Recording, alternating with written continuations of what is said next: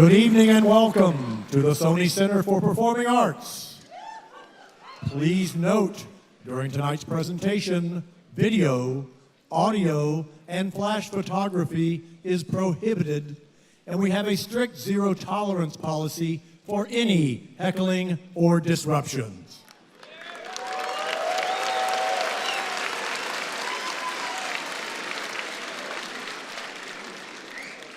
And now, please welcome your host and moderator, President of Ralston College, Dr. Stephen Blackwood.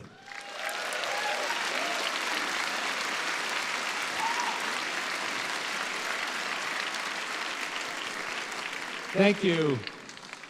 A warm welcome to all of you here this evening, both those here in the theater in Toronto and those following online. You know, it's not very often that you see a country's largest theater packed for an intellectual debate, but that's what we're all here for tonight. Please join me.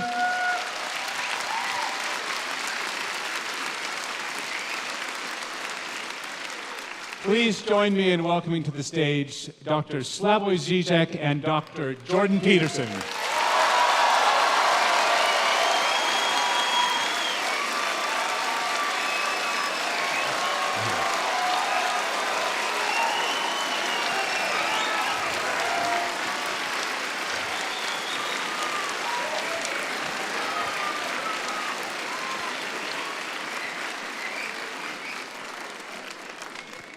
Just a few words of introduction.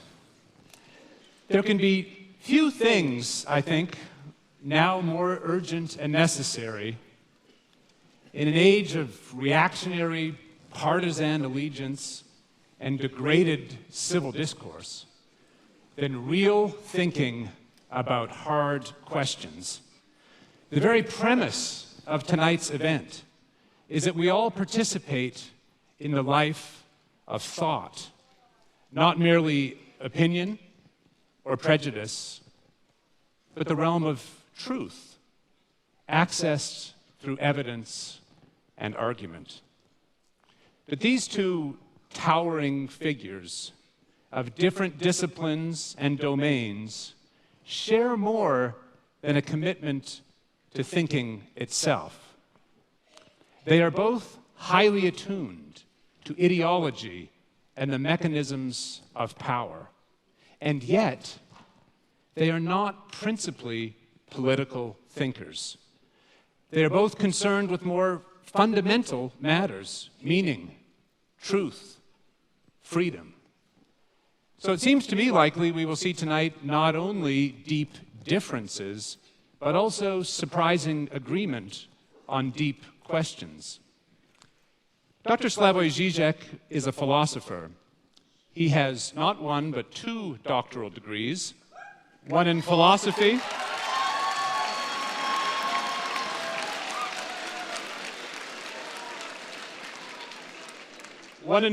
from the University of Ljubljana, and a second in psychoanalysis from University. Let's hear it for psychoanalysis. From the University of Paris 8. He is now a professor at the Institute of Sociology and Philosophy at the University of Ljubljana and the director of the Birkbeck Institute for the Humanities at the University of London. He has published more than 36 books, many on the most seminal philosophers of the 19th and 20th centuries. He is a dazzling theorist with extraordinary range. A global figure for decades, he turns again and again with dialectical power to radical questions of emancipation, subjectivity, and art.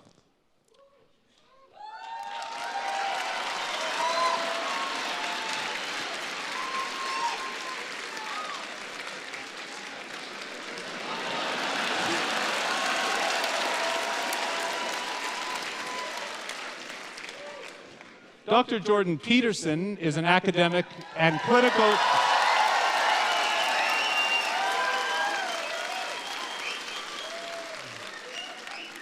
An academic and clinical psychologist, his doctorate was awarded by McGill University, and he was subsequently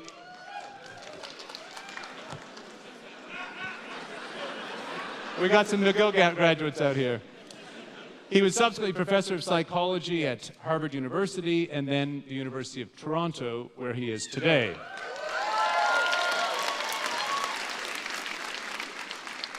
The author of 2 books and well over 100 academic articles, Dr. Peterson's intellectual roots likewise lie in the 19th and early 20th centuries, where his reading of Nietzsche, Dostoevsky, and above all, Carl Jung, inform his interpretation of ancient myths, of 20th century totalitarianism, and especially his endeavor to counter contemporary nihilism.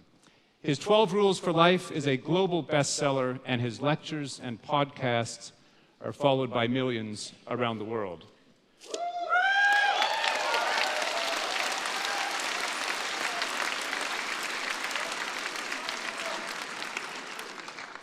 Both Drs. Zizek and Peterson transcend their titles, their disciplines, and the academy, just as this debate, we hope, will transcend purely economic questions by situating those in the frame of happiness, of human flourishing itself.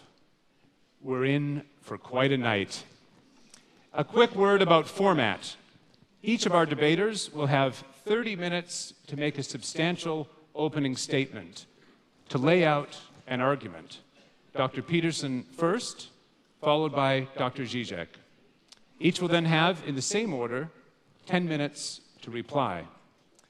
I will then moderate 45 minutes or so of questions, many of which will come from you, the audience, both here in Toronto and online. With that, let's get underway. Please join me in welcoming Dr. Jordan Peterson for the first opening statement.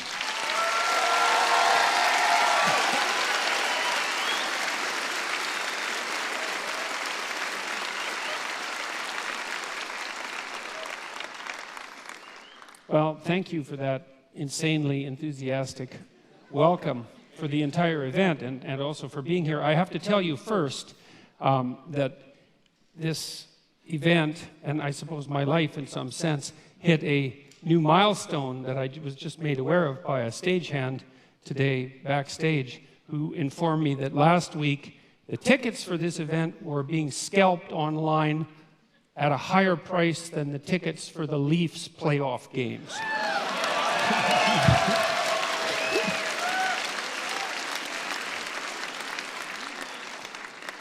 So I don't know what to make of that. All right, so how did I prepare for this? I familiarized myself to the degree that it was possible with Slavoj Zizek's work, and that wasn't that possible because he has a lot of work and he's a very original thinker, and this debate was put together in relatively short order. And what I did instead was return to what I regarded as the original cause of all the trouble, let's say, which was the Communist Manifesto. And what I attempted to do, because that's Marx, and we're here to talk about Marxism, let's say, and what I tried to do was read it. And to read something, you don't just follow the words and follow the meaning, but you take apart the sentences and you ask yourself at this level of phrase and at the level of sentence and at the level of paragraph, is this true? Are there counter-arguments that can be put forward that are credible? Is this solid thinking?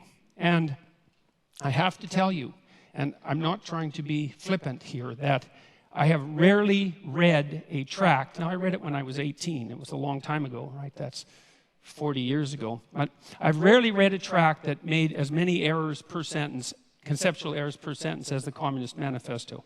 It was quite a miraculous reread. It was interesting to think about it psychologically as well, because I've read student papers that were of the same ilk in some sense, although I'm not suggesting that they were of the same level of glittering literary brilliance and polemic equality. And I also understand that the Communist Manifesto was a call for revolution and not a standard logical argument. But that notwithstanding, I have some things to say about the authors psychologically. The first thing is that it doesn't seem to me that either Marx or Engels grappled with this particular fundamental truth, which is that almost all ideas are wrong.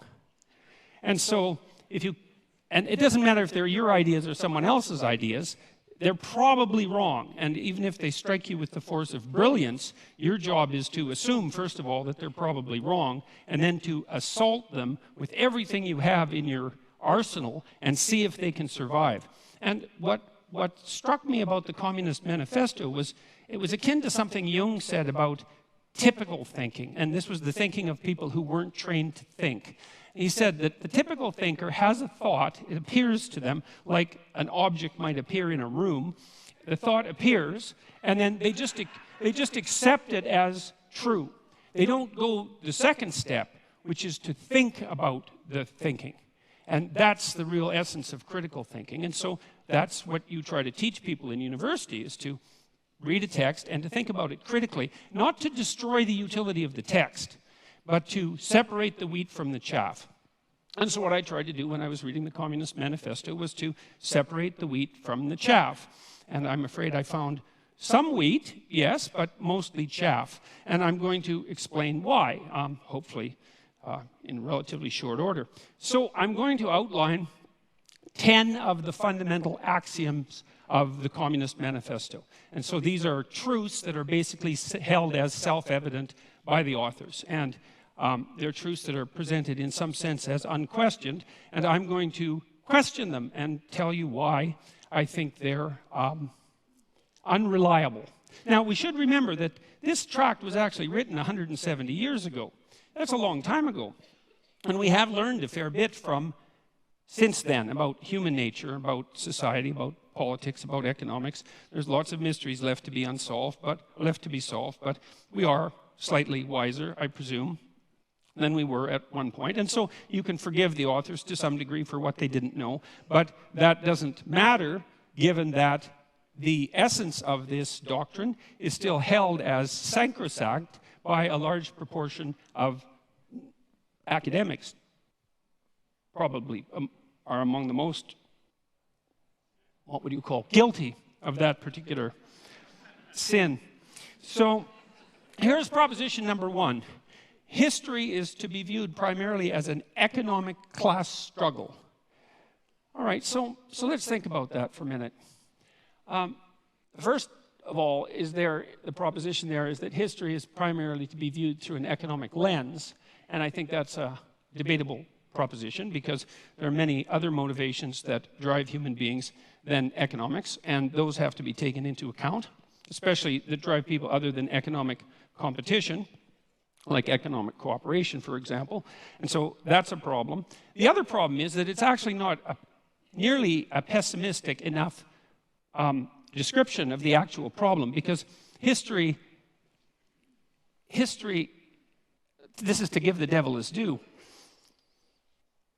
The idea that one of the driving forces between history is hierarchical struggle is absolutely true. But the idea that that's actually history is not true, because it's deeper than history. It's biology itself, because organisms of all sorts organize themselves into hierarchies. And one of the problems with hierarchies is that they tend to arrange themselves into a winner-take-all situation. And so, that is implicit in some sense in Marx's thinking, because of course Marx believed that in a capitalist society, capital would accumulate in the hands of fewer and fewer people. And that actually is in keeping with the nature of hierarchical organizations. Now, the problem with that isn't so much the fact of, so there's accuracy in the accusation that that is a eternal form of motivation for struggle, but it's an underestimation of the seriousness of the problem, because it attributes it to the structure of human societies rather than the deeper reality of the existence of hierarchical structures per se, which, as they also characterize the animal kingdom to a large degree, are clearly not only human constructions. And the idea that there's hierarchical competition among human beings there's evidence for that that goes back at least to the Paleolithic times. And so that's the next problem. It's that, well, this ancient problem of hierarchical structure is clearly not attributable to capitalism, because it existed long in human history before capitalism existed, and then it predated human history itself. So the question then arises, why would you necessarily, at least implicitly, link the class struggle with capitalism, given that it's a far deeper problem? And now, it's also, you've got to understand that this is a deeper problem for people on the left, not just for people on the right. It is the case that hierarchical structures dispossess those people who are at the bottom, those creatures who are at the bottom, speaking, say, of animals, but those people who are at the bottom, and that is a fundamental existential problem. But the other thing that Marx didn't seem to take into account is that there are far more reasons that human beings struggle than their economic class struggle, even if you build the hierarchical idea into that, which is a more comprehensive way of thinking about it. Human beings struggle with themselves, with the malevolence that's inside themselves, with the evil that they're capable of doing, with the spiritual and psychological warfare that goes on within them. And we're also actually always at odds with nature. And this never seems to show up in Marx. And it doesn't show up in Marxism in general. It's as if nature doesn't exist. The primary conflict, as far as I'm concerned, or a primary conflict that human beings engage in, is the struggle for life in a cruel and harsh natural world.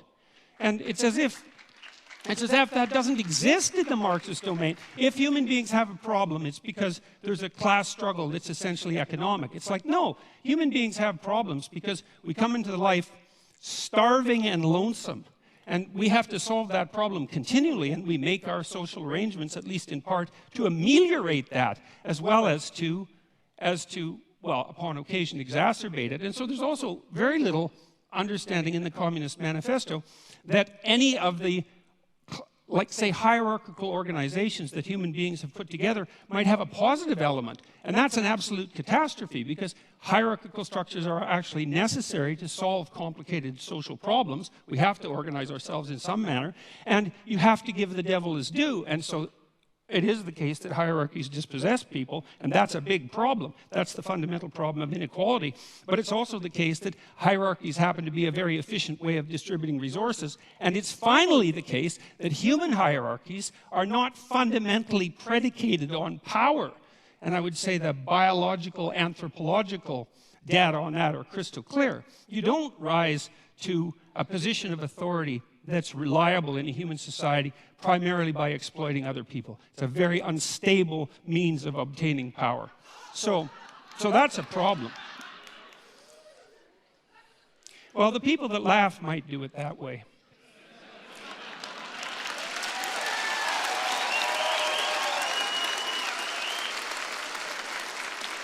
Okay, now another problem that comes up right away is that Marx also assumes that you can think about history as a binary class struggle with clear divisions between, say, the proletariat and the bourgeoisie.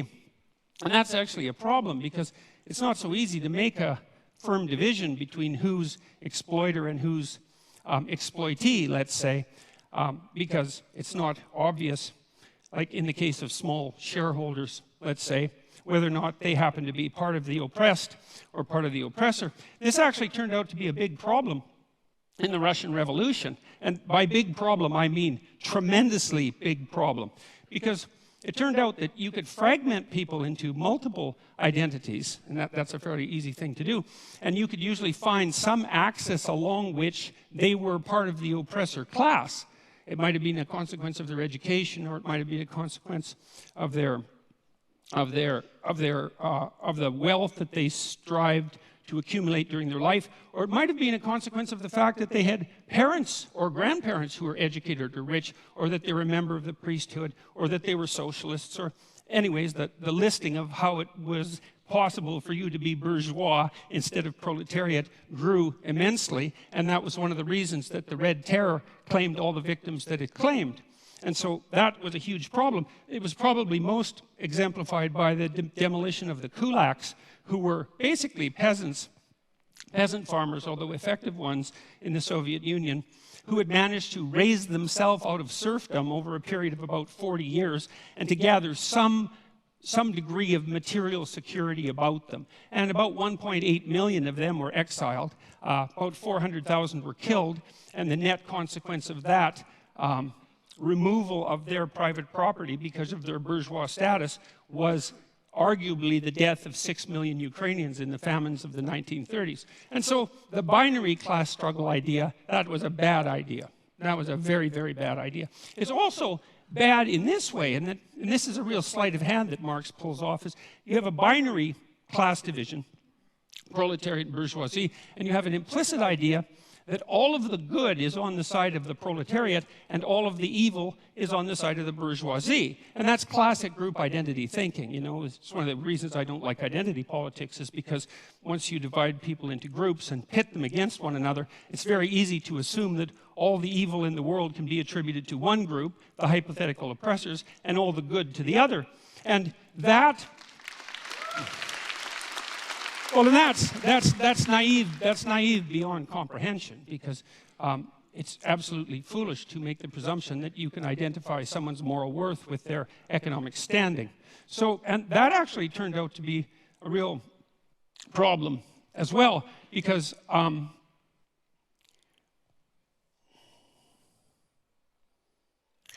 Marx also came up with this idea, which is a crazy idea as far as I can tell, of the, that's a technical term, crazy idea, of the dictatorship of the proletariat. And that's the next idea that I really stumbled across. It was like, okay, so what's the problem? Well, the problem is the capitalists own everything. They own all the means of production, and they're oppressing everyone. That would be all the workers. And there's going to be a race to the bottom of wages for the workers as the capitalists strive to extract more and more value from the labor of the proletariat by competing with other capitalists to drive wages downward, which, by the way, didn't happen, partly because wage earners can become scarce, and that actually drives the market value upward. But the fact that you assume a priori that all the evil can be attributed to the capitalists and all the good, the bourgeoisie, and all the good could be attributed to the proletariat meant that you could hypothesized that a dictatorship of the proletariat could come about, and that was the first stage in the communist revolution. And remember, this is a call for revolution, and not just revolution, but bloody, violent revolution, and the overthrowing of all existent social structures.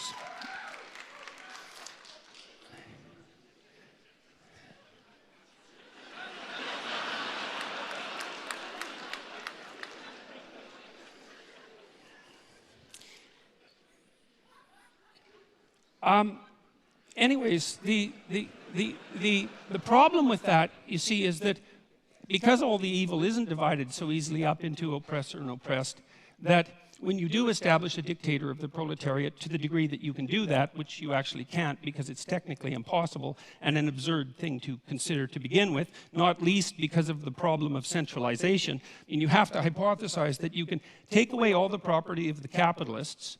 You can replace the capitalist class with a minority of proletariats. How they're going to be chosen isn't exactly clear in the Communist Manifesto. That none of the people who are from the proletariat class are going to be corrupted by that sudden access to power, because they're, well, by definition, good. So then you have the good people who are running the world, and you also have them centralized so that they can make decisions that are insanely complicated to make, in fact, impossibly complicated to make. And so that's a failure conceptually on both dimensions, because, first of all the proletariat aren't going to be good, and when you put people in the same position as the evil capitalists, especially if you believe that social pressure is one of the determining factors of human character, which the Marxists certainly believe, then why wouldn't you assume that the proletariat would immediately become as or more corrupt than the capitalists, which is, of course, I would say exactly what happened every time this experiment was run. And then the next problem is, well, what makes you think that you can take some system as complicated as, like, capitalist free market society and centralize that and put decision-making power in the hands of a few people, the mechanisms by without specifying the mechanisms by which you're going to choose them. Like, what makes you think they're going to have the wisdom or the ability to do what the capitalists were doing, unless you assume, as Marx did, that all of the evil was with the capitalists and all the good was with the proletariats, and that nothing that capitalists did constituted valid labor, which is another thing that Marx assumed, which is palpably absurd. Because people who are, like, maybe if you're a dissolute aristocrat from 1830 or earlier, and you run a feudal estate and all you do is spend your time gambling and chasing prostitutes, well, then your labor value is zero. But if you're running a business and it's a successful business, first of all, you're a bloody fool to exploit your workers, because even if you're greedy as sin, because you're not going to extract the maximum amount of labor out of them by doing that. And the notion that you're adding no productive value as a manager rather than a capitalist it's absolutely absurd. All it does is indicate that you either know nothing whatsoever about how an actual business works, or you refuse to know anything about how an actual business works. So that's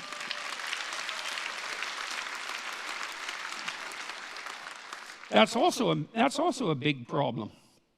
So then the next problem is the criticism of profit. It's like, well, what's wrong with profit exactly? What's the problem with profit? Well, the idea from the Marxist perspective was that profit was theft. But profit, well, can be theft, because crooked people can run companies, and so sometimes profit is theft, but that certainly doesn't mean that it's always theft. What it means, in part at least, if the capitalist is adding value to the corporation, then there's some utility and some fairness in him or her extracting the value of their abstract labor, their thought, their abstract abilities, their ability to manage the company, and to engage in proper competition and product development and efficiency and the proper treatment of the workers and all of that. And then if they can create a profit, well, then they have a little bit of security for times that aren't so good, and that seems absolutely bloody necessary as far as I'm concerned. And then the next thing is, well, how can you grow if you don't have a profit? And if you have an enterprise that's valuable and worthwhile, and some enterprises are valuable and worthwhile, then it seems to me that a little bit of profit to help you grow seems to be the right approach. And then the other issue with profit, and you know this if you've ever run a business, is it's a really useful constraint. Like, it's not enough to have a good idea. It's not enough to have a good idea and a sales and marketing plan, and then to implement that, and all of that. That's bloody difficult. Like, it's not easy to have a good idea, and it's not easy to come up with a good sales and marketing plan, and it's not easy to find customers and satisfy them. And so if you allow profit to constitute a limitation on what it is that you might reasonably attempt, it provides a good constraint on wasted labor. And so most of the things that I've done in my life, even psychologically, that were designed to help people's psychological health, I tried to run on a for-profit basis. And the reason for what that was, apart from the fact that I'm not averse to making a profit, partly so my enterprises can grow, but was also so that there were forms of stupidity that I couldn't engage in because I would be punished by the market enough to eradicate the enterprise. And so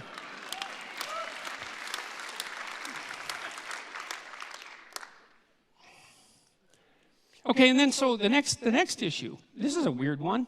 So Marx and Engels also assume that this dictatorship of the proletariat, which involves absurd centralization, the overwhelming probability of corruption, and impossible computation, as the proletariat now try to rationally compute the manner in which an entire market economy could run, which cannot be done because it's far too complicated for anybody to think through.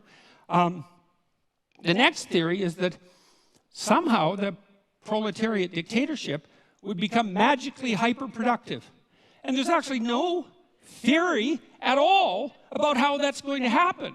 And so I had to infer the theory, and the theory seems to be that once you eradicate the bourgeoisie, because they're evil, and you get rid of their private property, and you eradicate the profit motive, then all of a sudden, magically, the small percentage of the proletariat who now run the society determine how they can make their productive enterprises productive enough so they become hyperproductive. Now, and they need to become hyperproductive for the last error to be logically coherent in relationship to the Marxist theory, which is that at some point the proletariat, the dictatorship of the proletariat, will become so hyperproductive that there'll be enough material goods for everyone across all dimensions.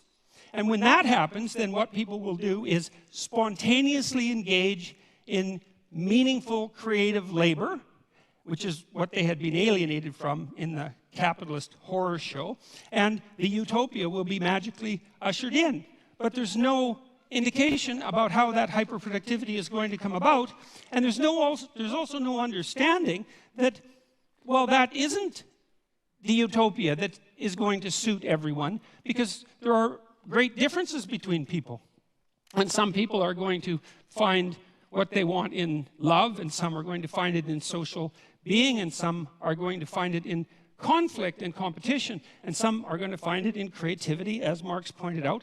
But the notion that will necessarily be the end goal for the utopian state is preposterous. And then there's the Dostoevskian observation too, which is one not to be taken lightly, which is, what sort of shallow conception of people do you have that makes you think that if you gave people enough bread and cake, in the Dostoevskian terms, and nothing to do with except to busy themselves with the continuity of the species, that they would all of a sudden become peaceful and heavenly? Dostoevsky's idea was that, we were built for trouble. And if we were ever handed everything we needed on a silver platter, the first thing we would do is engage in some form of creative destruction, just so something unexpected could happen, just so we could have the adventure of our lives. And I think there's something to be said for that.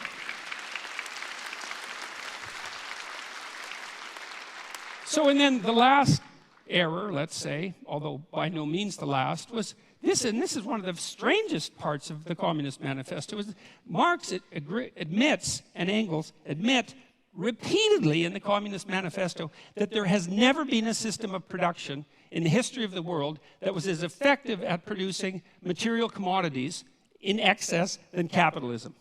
Like that's extensively documented in the Communist Manifesto. And so if your proposition is, look, we got to get as much material security for everyone as possible, as fast as we can, and capitalism already seems to be doing that at a rate that's unparalleled in human history, wouldn't the logical thing be just to let the damn system play itself out? I mean, unless you're assuming that the evil capitalists are just going to take all of the flat screen televisions and put them in one big room and not let anyone else have one.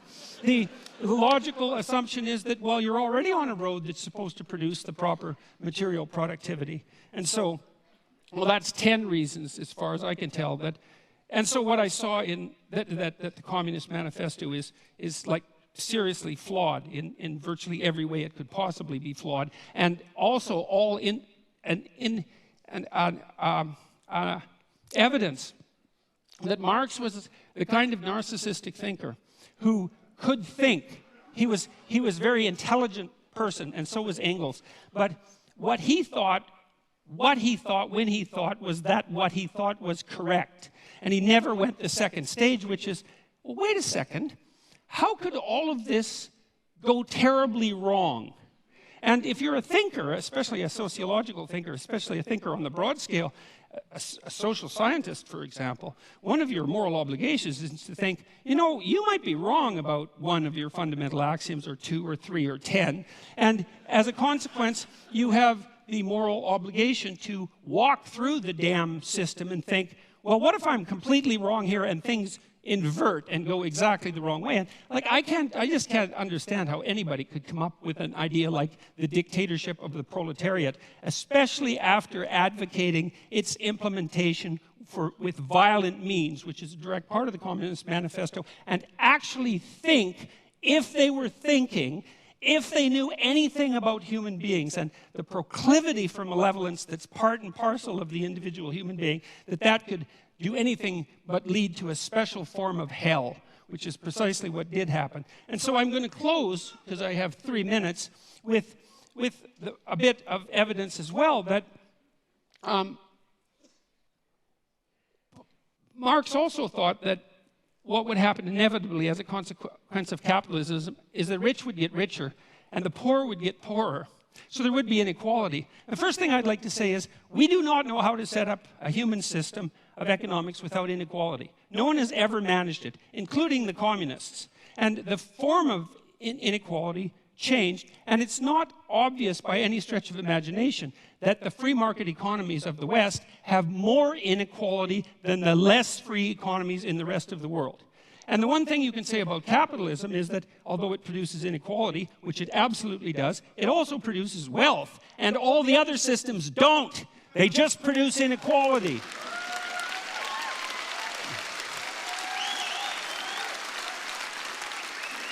So here's a few stats. Here's a few free market stats, okay? From 1800 to 2017, income growth adjusted for inflation grew by 40 times for production workers and 16 times for unskilled labor. Well, GDP rose by a factor of about 0.5 from 180 to 1800.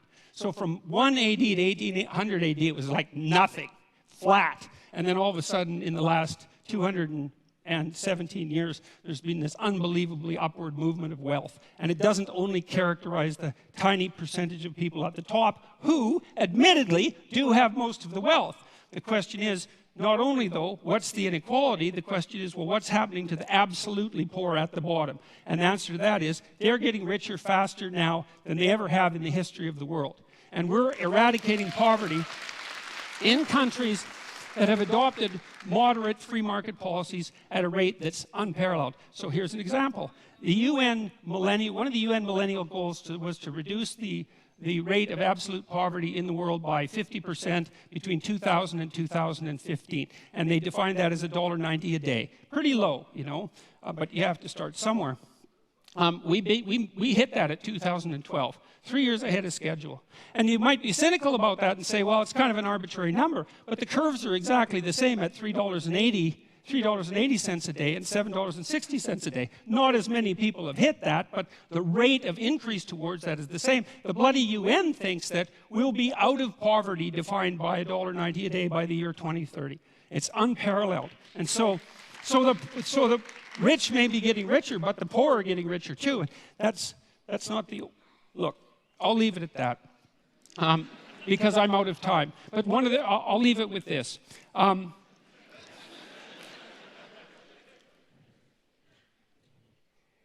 The poor are not getting poorer under capitalism. The poor are getting richer under capitalism by a large margin.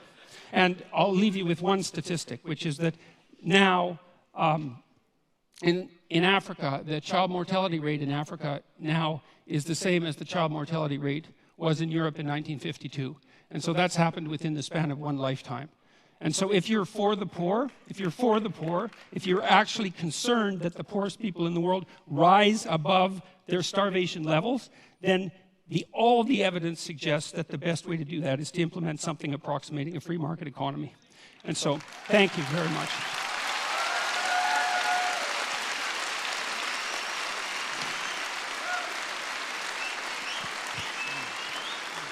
I have a chair, I can sit there. It will help me a lot, okay. Thank you, Dr. Peterson. Dr. Zizek. Thank you.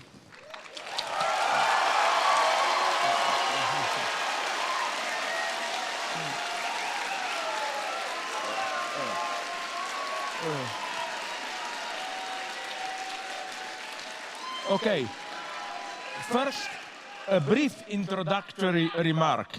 I cannot but notice the irony of how Peterson and I, the participants in this duel of the century, are both marginalized by the official academic community. I'm supposed to defend here the left liberal line against neoconservatives. Really?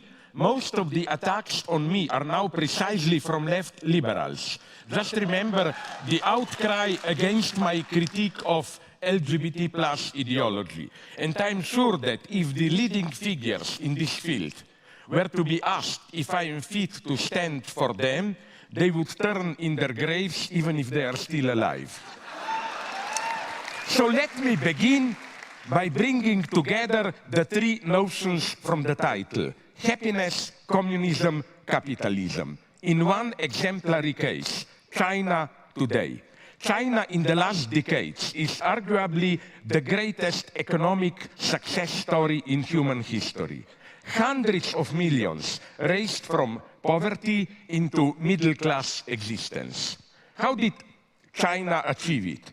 The 20th century left was defined by its opposition to the two fundamental tendencies of modernity: the reign of capital with its aggressive market competition, the authoritarian bureaucratic state power. Today's China combines these two features in its extreme form: strong authoritarian state, wild capitalist dynamics. And it's important to note, they do it on behalf of happiness of the majority of people. They don't mention communism to legitimize their rule. They prefer the old Confucian notion of a harmonious society. But are the Chinese any happier for all that? Although even the Dalai Lama justifies Tibetan Buddhism in Western terms of the pursuit of happiness and the avoidance of pain, happiness as a goal of our life is a very problematic notion. If we learned anything from psychoanalysis, it is that we humans are very creative in sabotaging our pursuit of happiness. Happiness is a confused notion.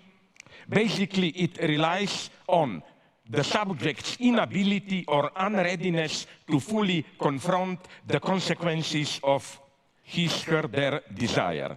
In our daily lives, we pretend to desire things which we do not really desire, so that ultimately the worst thing that can happen is for us to get what we officially desire. So I agree that human life of freedom and dignity does not consist just in searching for happiness, no matter how much we spiritualize it, or in the effort to actualize our inner potentials. We have to find some meaningful cause beyond the mere struggle for pleasurable survival. However, I would like to add here a couple of qualifications. First, since we live in a modern era, we cannot simply refer to an unquestionable authority to confer a mission or task on us. Modernity means that, yes, we should carry the burden. But the main burden is freedom itself. We are responsible for our burdens. Not only are we not allowed cheap excuses for not doing our duty, duty itself should not serve as an excuse. We are never just instruments of some higher cause. Once traditional authority loses its substantial power, it is not possible to return to it. All such returns are today a postmodern fake. Does Donald Trump stand for traditional values? No. His conservatism is a postmodern performance, a gigantic ego trip. In this sense of playing with traditional values, of mixing references to them with open obscenities, Trump is the ultimate postmodern president. If we compare Trump with Bernie Sanders, Trump is a postmodern politician at its purest, while Sanders is rather an old-fashioned moralist. Conservative thinkers claim that the origin of our crisis is the loss of our reliance on some transcendent divinity or higher value. If we are left to ourselves, if everything is historically conditioned and relative, then there is nothing preventing us to indulge in our lowest tendencies. But is this really the lesson to be learned from mob killing, looting, and burning on behalf of religion? It is often claimed that, true or not, religion makes some otherwise bad people do good things. From today's experience, I think we should rather stick to Steve Weinberg's claim that while without religion, good people would have been doing good things and bad people bad things, only something like religion can make good people do bad things. More than a century ago, in his Brothers Karamazov, Dostoevsky warned against the dangers of godless moral nihilism. if God doesn't exist, then everything is permitted. The French philosopher André Glucksmann applied Dostoevsky's critique of godless nihilism to September 11th. And the title of his book, Dostoevsky in Manhattan, suggests, as this title suggests, he couldn't have been more wrong. The lesson of today's terrorism is that if there is a God, then everything, even blowing up hundreds of innocent bystanders, is permitted to those who claim to act directly on behalf of God. The same goes also for godless Stalinist communists. They are the ultimate proof of it. Everything was permitted to them since they perceived themselves as direct instrument of their divinity, of the historical necessity of progress towards communism. That's the big problem of ideologies. How to make good, decent people do horrible things. Second, yes, we should carry our burden, accept the suffering that goes with it. But a danger lurks here, that of a subtle reversal. Don't fall in love, that's my position, with your suffering. Never presume that your suffering is in itself a proof of your authenticity. Renunciation of pleasure can easily turn into pleasure of renunciation itself. For example, an example not from neoconservatives. White left liberals love to denigrate their own culture and blame Eurocentrism for our evils. But it is instantly clear how this self-denigration brings a profit of its own. Through this renouncing of their particular roots, multicultural liberals reserve for themselves the universal position, graciously soliciting others to assert their particular identity. White multiculturalist liberals embody the lie of identity politics. Next point. Jacques Lacan wrote something paradoxical but deeply true, that even if what a jealous husband claims about his wife, that she sleeps with other men, is all true, his jealousy is nonetheless pathological. The pathological element is the husband's need for jealousy, as the only way for him to sustain his identity. Along the same lines, one could say that even if most of the Nazi claims about Jews, they exploit Germans, they seduce German girls, and so on, were true, which they were not, of course, their anti-Semitism would still be a pathological phenomenon, because it ignored the true reason why the Nazis needed anti-Semitism. In the Nazi vision, their society is an organic whole of harmonious collaboration, so an external intruder is needed to account for divisions and antagonisms. The same holds for how today, in Europe at least, the anti-immigrant populists deal with the refugees. The cause of problems which are, I claim, immanent to today's global capitalism is projected onto an external intruder.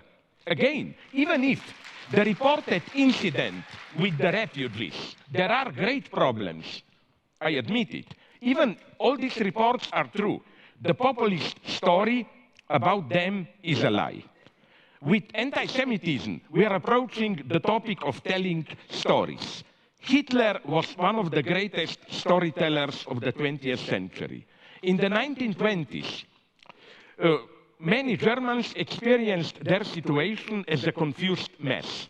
They didn't understand what is happening to them with military defeat, economic crisis, what they perceived as moral decay, and so on. Hitler provided a story, a plot, which was precisely that of a Jewish plot. We are in this mess because of the Jews. That's what I would like to insist on. We are telling ourselves stories about ourselves in order to acquire a meaningful experience of our lives. However, this is not enough. One of the most stupid wisdoms, and they are mostly stupid, is an enemy is someone whose story you have not heard. Really? Are you also ready to affirm that Hitler was our enemy because his story was not heard? The experience that we have of our lives from within, the story we tell ourselves about ourselves in order to account for what we are doing is, and this is what I call ideology, fundamentally a lie. The truth lies outside in what we do.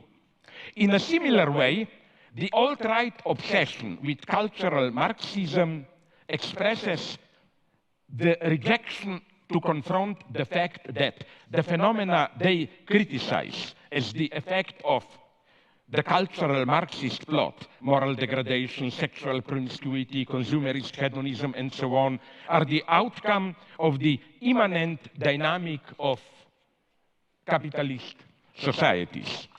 I would like to refer to a classic, Daniel Bell, Cultural Contradictions of Capitalism, written back in 1976, where the author argues that the unbounded drive of modern capitalism undermines the moral foundations of the original Protestant ethics. And in a new afterword, Bell offers a bracing perspective on contemporary Western societies, revealing the crucial cultural fault lines we face as the 21st century is here.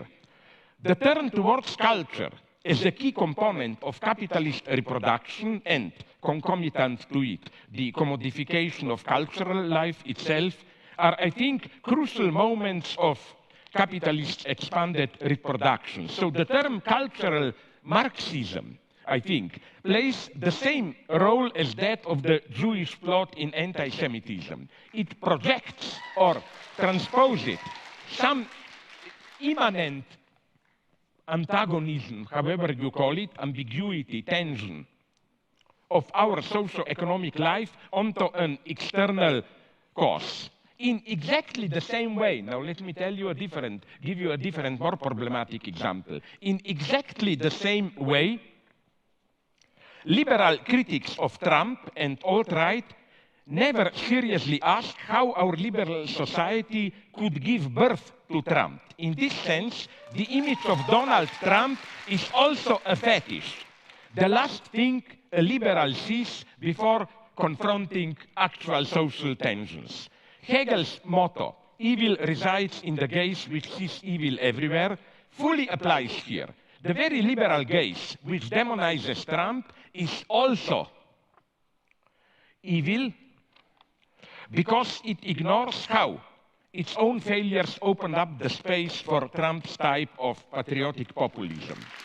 Next point. One should stop blaming hedonist egotism for our woes. The true opposite of egotist self-love is not altruism, a concern for the common good, but envy, resentment, which makes me act against my own interests. This is why, as many perspicuous philosophers clearly saw, evil is profoundly spiritual, in some sense more spiritual than goodness. This is why egalitarianism itself should never be accepted at its face value. It can well secretly invert the standard renunciation accomplished to benefit others. Egalitarianism often de facto means I am ready to renounce something so that others will also not have it. This is, I think, now comes the problematic part for some of you, maybe the problem with political correctness. What appears as its excesses, its regulatory zeal, is, I think, an impotent reaction to that masks the reality of a defeat. My hero is here a black lady, Tarana Burke, who created the Me Too campaign more than a decade ago. She observed in a recent critical note that in the years since the movement began, it deployed an unwavering obsession with the perpetrators. Me Too is all too often a genuine protest filtered through resentment. Should we then drop egalitarianism? No. Equality can also mean, and that's the equality I advocate, creating the space for as many as possible individuals to develop their different potentials. It is, that's my paradoxical claim, it is today's capitalism that equalizes us too much and causes the loss of many talents. So what about the balance between equality and hierarchy? Did we really move too much in the direction of equality? Is there, in today's United States, really too much equality? I think a simple overview of the situation points in the opposite direction. Far from pushing us too far, the left is gradually losing its ground already for decades. Its trademarks, universal healthcare, free education, and so on, are continuously diminished. Look at Bernie Sanders, and I don't idealize him, program. It is just a version of what half a century ago in Europe was simply the predominant social democracy, and it's today decried as a threat to our freedoms, to the American way of life, and so on and so on. I see no threat to free creativity in this program. On the contrary, I see healthcare and education and so on as enabling me to focus my life on more important creative issues. I see equality, this basic equality of chances, as a space for creating differences, and yes, why not, even different, more appropriate hierarchies. Furthermore, I find it very hard to ground today's inequalities, as they are documented, for example, by Piketty in his book, on to ground today's inequalities in different competencies. Competencies for what? In totalitarian states, competencies are determined politically. But market success is also not innocent and neutral as a regulator of the social recognition of competencies. Let me now briefly deal with in a friendly way, I claim, with what became known, sorry for the irony, as the lobster topic. I'm far from a simple social constructionism here. I deeply appreciate evolutionary thought. Of course, we are also natural beings, and our DNA, as we all know, overlaps, I may be wrong, around 98% with that of some monkeys. This means something, but nature, I think we should never forget this, is not a stable hierarchical system, but full of improvisations. It develops like French cuisine. A French guy gave me this idea that the origin of many famous French dishes or drinks is that when they wanted to produce a standard piece of food or drink, something went wrong, but then they realized that this failure can be resold as success. They were making cheese in the usual way, but the cheese got rotten and infected, smelling bad, and they said, oh my God, look, we have our own original French cheese. Or they were making wine in the usual way. Then something went wrong with fermentations, and so they began to produce champagne, and so on and so on. I'm not making just a joke here, because I think that it is exactly like this that, and that's the lesson of psychoanalysis, that our sexuality works. Sexual instincts are, of course, biologically determined. But look what we humans made out of them. They are not limited to the mating season.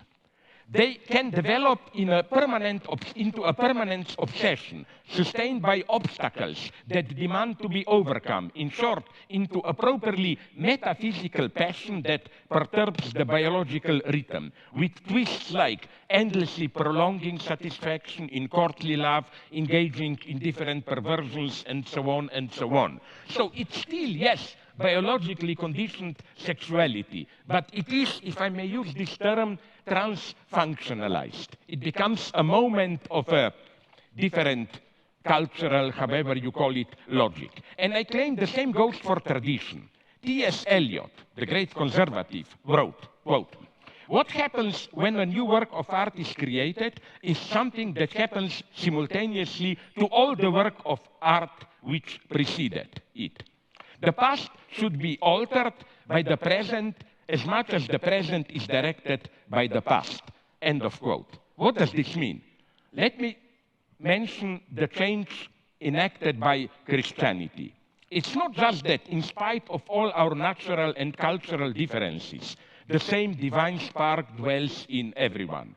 But this divine spark enables us to create what Christians call Holy Ghost or Holy Spirit, a community in which hierarchic family values are at some level at least abolished. Remember Paul's words from Galatians. There is no longer Jew or Greek, there is no longer male and female in Christ.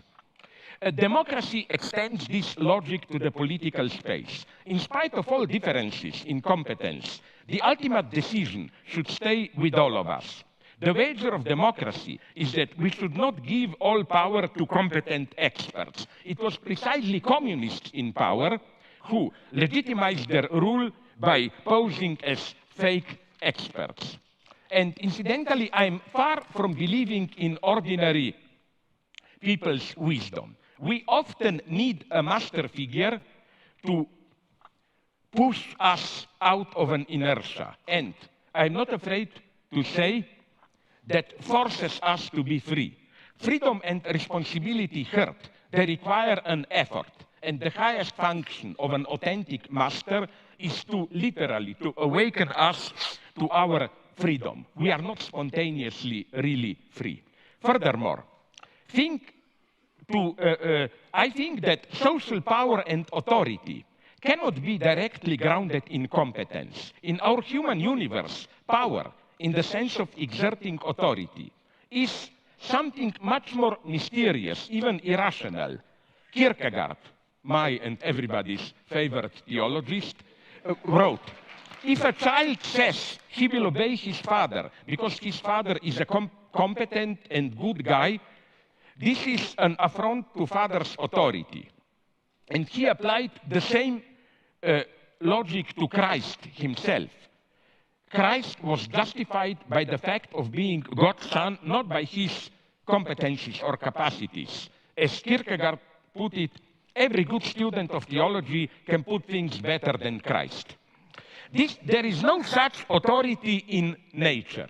Lobsters may have hierarchy, undoubtedly, but the main guy among them, I don't think he has authority in this sense. Again, the wager of democracy is that, and that's the subtle thing, not against competence and so on, but that political power and competence or expertise should be kept apart. In Stalinism, precisely, they were not kept apart, while already in ancient Greece, they knew that they have to be kept apart, which is why their popular weight was even combined with lottery often. So where does communism, just to conclude, where does communism enter here? Why do I still cling to this cursed name when I know and fully admit the 20th century communist project in all its failure, how it failed giving birth to new forms of murderous terror? Capitalism won, but today, and that's my claim, we can debate about it, the question is, does today's global capitalism contain strong enough antagonisms which prevent its indefinite reproduction? I think there are such antagonisms. The threat of ecological catastrophe, the consequence of new techno-scientific developments, especially in biogenetics, and new forms of apartheid. All these antagonisms concern what Marx called commons, the shared substance of our social being. First, of course, the commons of external nature, threatened by pollution, global warming, and so on. Now, let me be precise here. I'm well aware how uncertain analysis and projections are in this domain. It will be certain only when it will be too late. And I am well aware of the temptation to engage in precipitous extrapolations. When I was younger, to give you a critical example, there was in Germany an obsession with Waldsterben, the dying of forests, with predictions that in a couple of decades, Europe will be without forests. But according to recent estimates, there are now more forest areas in Europe than 100 years or 50 years ago. But there is nonetheless, I claim, the prospect of a catastrophe here. scientific data seem to me at least abundant enough. And we should act in a large-scale collective way. And I also think, this may be critical to some of you, there is a problem with capitalism here for the simple reason that its managers, not because of their evil nature, but that's the logic of capitalism, care to expand self-reproduction, and environmental consequences are simply not part of the game. This is, again, not a moral reproach. And incidentally, so that you will not think that I don't know what I'm talking about, in communist countries, those in power were obsessed with expanded reproduction and were not under public control, so the situation was even worse. So how to act? First, by admitting we are in a deep mess. There is no simple democratic solution here. The idea that people themselves should decide what to do about ecology sounds deep, but it begs an important question, even if their comprehension is not distorted by corporate interests. What qualifies them to pass a judgment in such a delicate matter? Plus, the radical measures advocated by some ecologists can themselves trigger new catastrophes. Let me mention just the idea which is floating around of solar radiation management. The continuous massive dispersal of aerosols into our atmosphere to reflect and absorb sunlight and thus cool the planet. Can we even imagine how the fragile balance of our Earth function and in what unpredictable ways geoengineering can disturb it? In such times of urgency, when we know we have to act but don't know how to act, thinking is needed. Maybe we should turn around a little bit. Marx's famous Thesis 11. In our new century, we should say that maybe in the last century, we tried all too fast to change the world. The time has come to step back and interpret it. The second threat, the commons of internal nature. With new biogenetic technologies, the creation of a new man, in the literal sense of changing human nature, becomes a realist prospect. I mean primarily so-called popularly Neuralink, the direct link between our brain and digital machines, and then brains among themselves. This, I think, is the true game changer. The digitalization of our brain opens up unheard of new possibilities of control. Directly sharing your experience with your beloved may appear attractive, but what about sharing them with an agency without you even knowing it? Finally, the common space of humanity itself. We live in one and the same world, which is more and more interconnected, but nonetheless deeply divided. So how to react to this? The first and sadly predominant reaction is the one of protective self-enclosure. The world out there is in a mess. Let's protect ourselves by all kinds of walls. It seems that our countries are run relatively well. But is the mess the so-called rogue countries find themselves in not connected to how we interact with them? Take what is perhaps the ultimate rogue state, Congo. Warlords who rule provinces there are always dealing with Western companies, selling them minerals. Where would our computers be without coltan from Congo? And what about foreign interventions in Iraq and Syria, or by our proxies like Saudi Arabia in Yemen? Here, refugees are created. A new world order is emerging, a world of... Can I just finish the page? 2 minutes, literally. A world of peaceful coexistence of civilizations. But in what way does it function? Forced marriages and homophobia are okay, just that they are limited to another country, which is otherwise fully included into the world market. This is how refugees, again, are created. The second reaction is global capitalism with a human face. Think about socially responsible corporate figures like Bill Gates or George Soros. They passionately support LGBT, they advocate charities, and so on. But even in its extreme form, opening up our borders to the refugees, treating them like one of us. They only provide what in medicine is called a symptomatic treatment. The solution is not for the rich Western countries to receive all immigrants, but somehow to try to change the situation which creates massive waves of immigration. And we are complicit in this. Is such a change a utopia? No.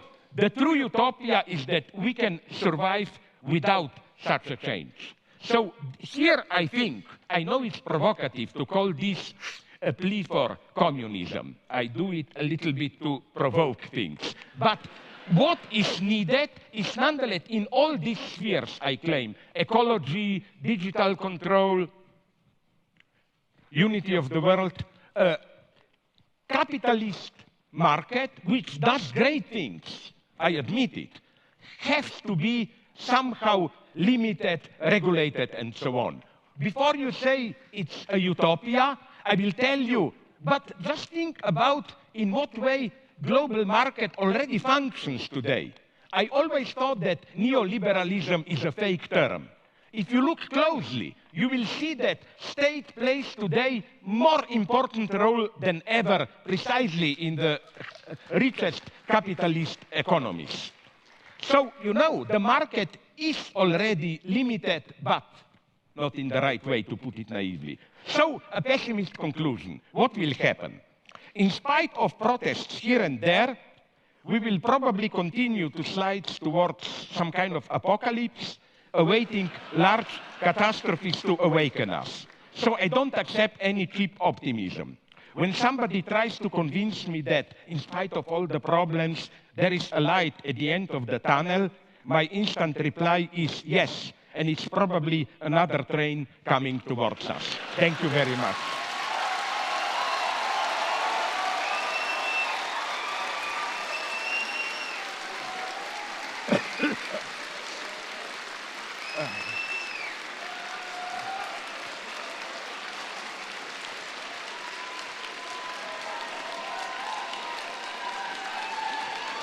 Please don't do this, because I really think that that's why I hope you, Jordan, agree with it, that's why we are here engaged in this debate. Don't take it as a cheap competition. It may be that, but we are, as you said in your introduction, desperately trying to confront serious problems.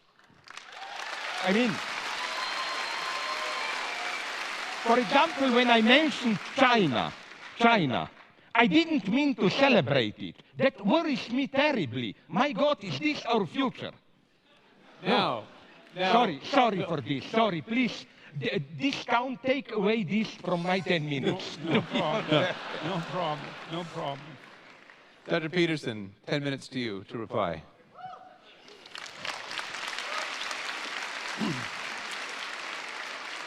So I like to speak extemporaneously, but Dr. Zizek's discussion was so complex that there's no way that I can juggle my responses spontaneously. So, okay, yeah, well, and achievement managed, I would say. So I heard much of what I heard. I agreed with, but we can get to that. I'm going to respond. Keep that. Pull out the knife. All right. Well, I heard a criticism of capitalism, but no real support of Marxism. And that's an interesting thing, because for me, the terms of the argument were, well, there were three terms of the argument, let's say. There was capitalism, there was Marxism, and there was happiness. And I would say Dr. Zizek focused probably more on the problems of capitalism and the problems of happiness than on the utility of Marxism. And that actually comes as a surprise to me, because I presumed that much of what I would hear would be a support of something approximating traditional or even a-traditional Marxism, which is why I organized the first part of my talk as an attack against Marxism per se. Okay, so now Zizek points out that there are problems of capitalism. And I would like to say that I'm perfectly aware that there are problems with capitalism. I wasn't defending capitalism, actually, in some sense. I was defending it in comparison to communism, which is not the same thing. Because as Winston Churchill said about democracy, you know, it's the worst form of government there is, except for all the other forms. And so you might say the same thing about capitalism, is that it's the worst form of economic arrangement you could possibly manage, except for every other one that we've ever tried. And I'm dead serious about that. I'm not trying to be flippant. I mean that it isn't obvious to me, when Dr. Zizek is speaking in more apocalyptic terms, it isn't obvious to me that we can solve the problems that confront us. You know, and it's also not a message that I have been purveying that unbridled capitalism per se, as an isolated, what would you say, social economic structure, actually constitutes the proper answer to the problems that confront us. So I haven't made that case in any of the lectures that anything I've written or any of the lectures that I've done, because I don't believe it to be true. He said, well, what's the problems with capitalism? Well, the commodification of cultural life, all life, fair enough.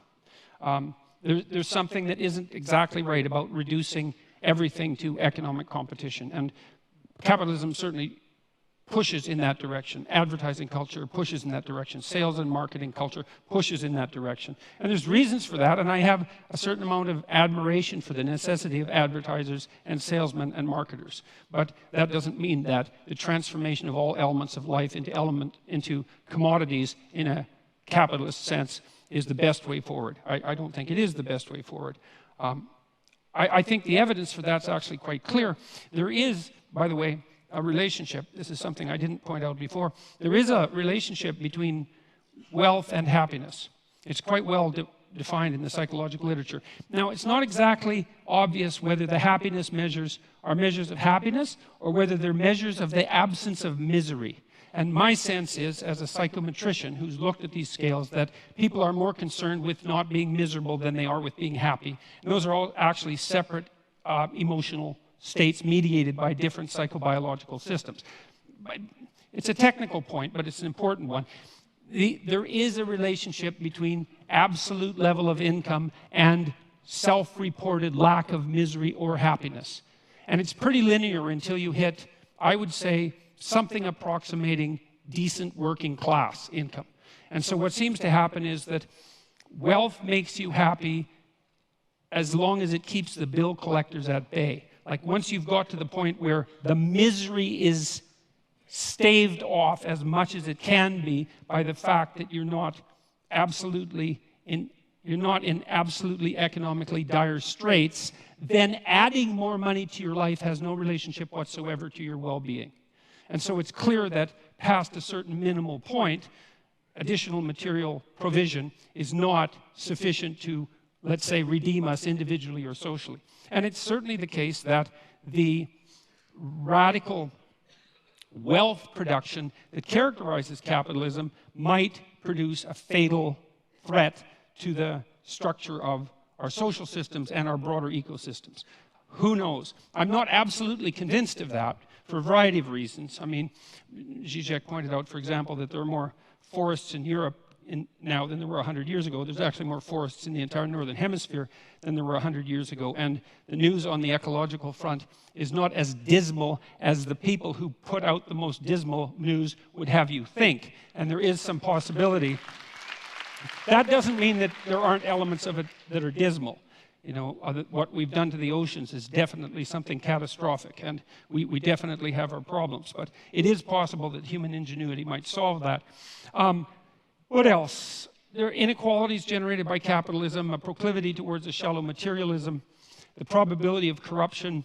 The thing about that for me is those are catastrophes that are part of the struggle for human existence itself and not something to be laid at the feet of any given socio-political system, especially one that seems to be producing a fair modicum of wealth for the poorest section of the population and raising people up to the point where, you know, their lives aren't an unending day-to-day struggle for mere survival. There's some evidence, for example, that if you can get GDP up to about $5,000 per person per year, oh, that's GDP, that people start to become concerned about environmental degradation and start to take actions to prevent it. And so there is some possibility that if we're lucky, we can get the bottom billion or 2 billion people in the world, or 3 billion as the population grows, up to the point where they're wealthy enough so they actually start to care enough about the environment so that we could act collectively to solve environmental problems. Now you might say, well, by that time we'll be out of Earth. You know, we'll have exhausted the resources that are in front of us so desperately that there's no hope of that. But I would like to remind you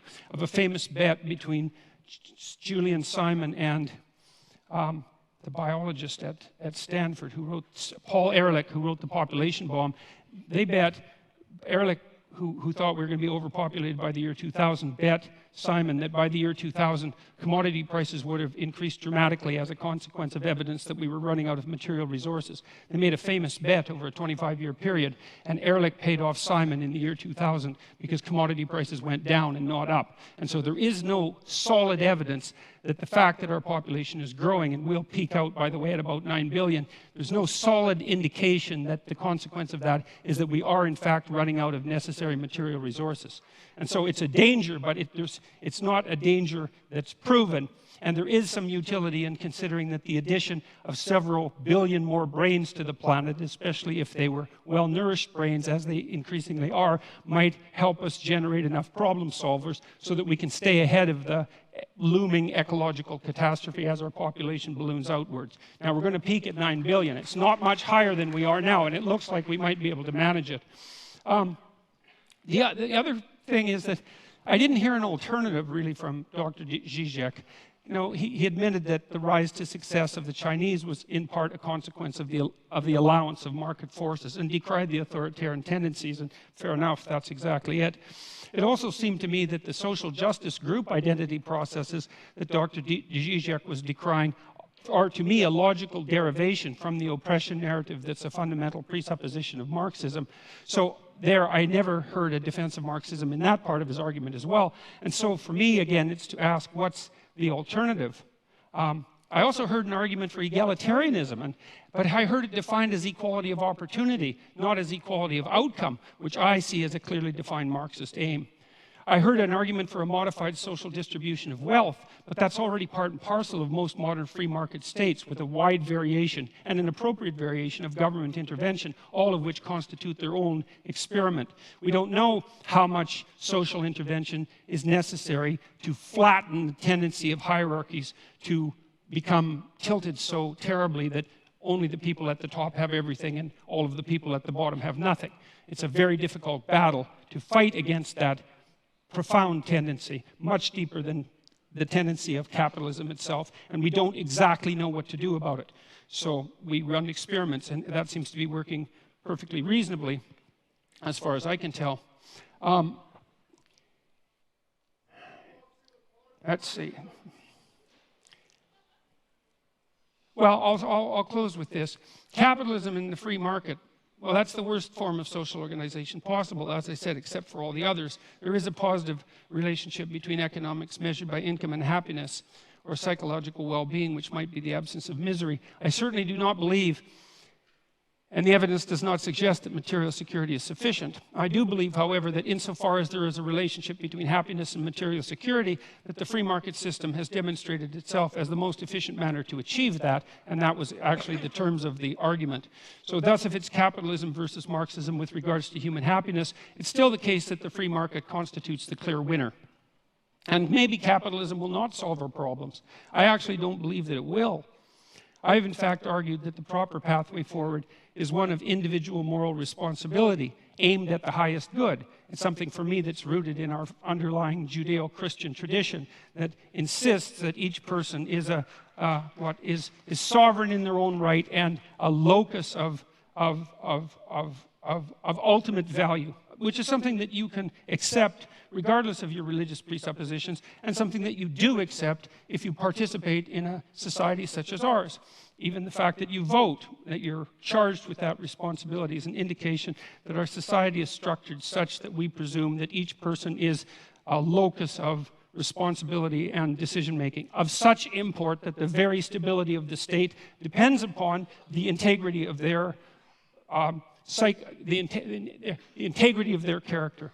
And so what I've been suggesting to people is that they adopt as much responsibility as they possibly can in keeping with that, in keeping with their aim at the highest possible good, which to me is something approximating a balance between what's good for you as an individual and what's good for your family, in keeping with what's good for you as an individual, and then what's good for society in the larger frame, such that it's also good for you and your family. And that's a form of an elaborated, iterated game, a form of elaborated cooperation. It's a sophisticated way of looking at the ways society could possibly be organized, and I happen to believe that that has to happen at the individual level first, and that's the pathway forward that I see. And so that's my 10-minute commentary. Yeah, I go up again. Yeah, as you wish. Thank you, Dr. Peterson. Dr. I Zizek. already spent a little bit of my time. I will try to be as short as possible. So a couple of remarks and then my final point. Why I think this self-limitation of capitalism is needed. First, about happiness. Just a couple of remarks. Jordan, I want to ask you, but isn't it, am I dreaming? I think I'm not. I remember a couple of years ago, it was reported all around the world, some kind of investigation, percentage of people interviewed in different countries, do they feel happy with their life? And the shock was that some Scandinavian countries, which we considered social democratic paradise, were very low, while Bangladesh, I think, was close to the top. Now, I know this logic has a limit. I don't buy the bullshit of poor people are happy in their world there and so on. But you know, my argument here is not against you. My argument here is problematizing happiness even more. Look, this may interest you. I was years ago in I think, Lithuania, and we debated, I report on this in one of my books, when were people in some perverted sense, and this is the critique of the category of happiness for me, happy. And we came to the crazy result. After the Soviet intervention, Czechoslovakia in 1970s and 80s. Why? For happiness, first, you should not have too much democracy, because this brings the burden of responsibility. Happiness means there is another guy out there, you can put all the blame on him. And as the joke went in Czechoslovakia, if there is bad weather, a storm, oh, this communist screwed it up again. That's one condition of happiness. The other condition, much more subtle one, is, and this was done in Czechoslovakia, those dark times after the life was relatively, moderately good, but not perfect. Like, there was meat all the time. Maybe once a month there was not meat in the stores.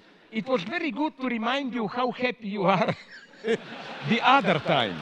Another thing, they had a paradise which should be at a proper distance. West Germany, affluence. It was not too far, but not directly accessible. You know, so so maybe in your critique of communist regimes, I agree with you, you should more focus on something that I experience of, you know, don't look only at the terror, ultimately totalitarian regime. There was a kind of a silent, perverted pact between, at least in this late, a little bit more tolerant, but I still oppose them, communist regimes, between power and population. The message was, leave us the power, don't mess with us, and we guarantee you a relatively safe life, employment, private pleasures, private niche, and so on and so on.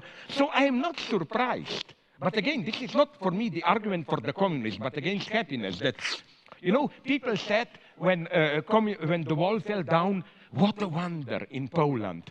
My God, like Solidarność, which was prohibited a year ago, now triumph at the elections. Who could imagine this? Yes, but the true miracle, in a bad sense for me, was 4 years later, democratically ex-communists came back to power. So, you know, again, this is for me not the argument for them, but simply for the, let's call it corruptive nature of happiness. So my formula, maybe you would agree with it, is my basic dogma is happiness should be treated as a necessary byproduct. If you focus on it, you are lost. It comes as a byproduct of you working for a cause and so on. That's the basic thing for me. Second point, maybe we disagree here. China, of course, the miracle, economic miracle was due to unleashing market reform and so on. But, and here comes my pessimism. Some of my liberal friends are telling me, yes, imagine what would they have achieved with also political democratization. I'm a pessimist here. No, they found a perfect formula of how, and that's the paradox of China today.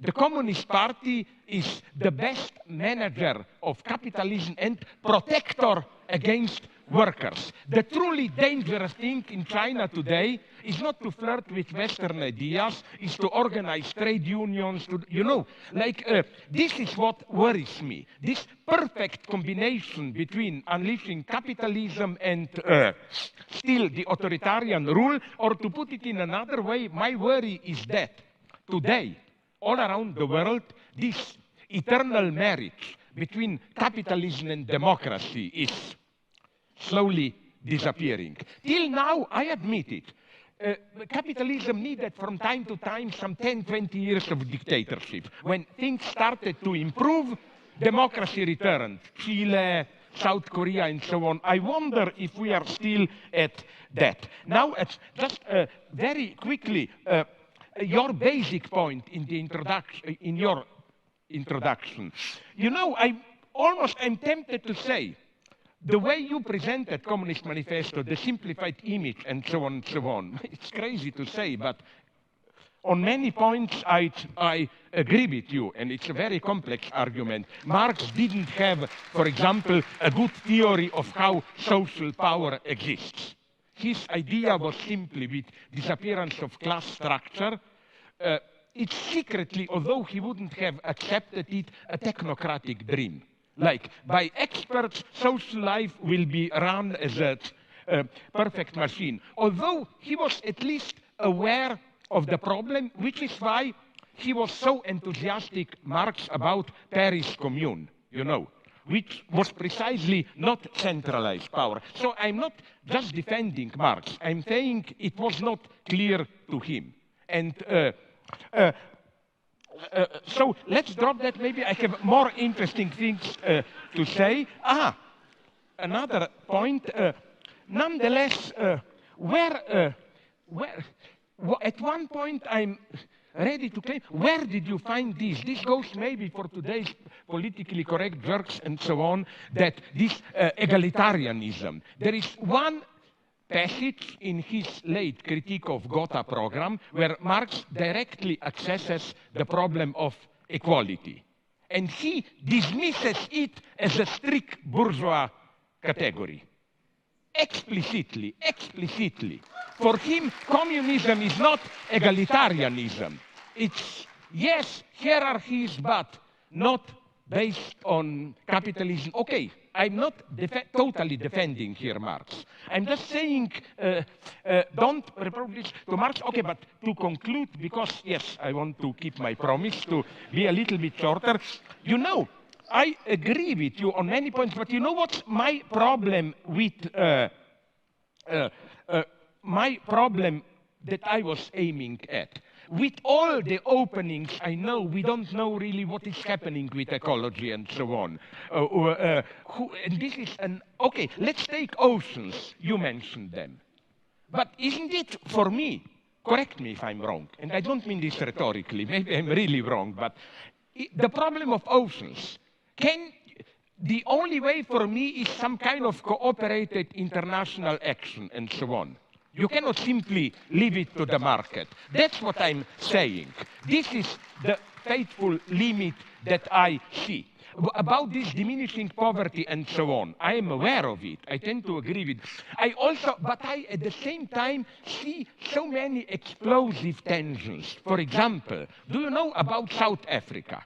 It's a terrifying situation on the edge of the civil war. To be very brutal, the only thing that, I'm simplifying it, that really happened with end of apartheid is that the old ruling class, I simplify it in grotesque Marxist terms, was joined by a new black ruling class, which is not doing a good job, so they are trying to play the race card.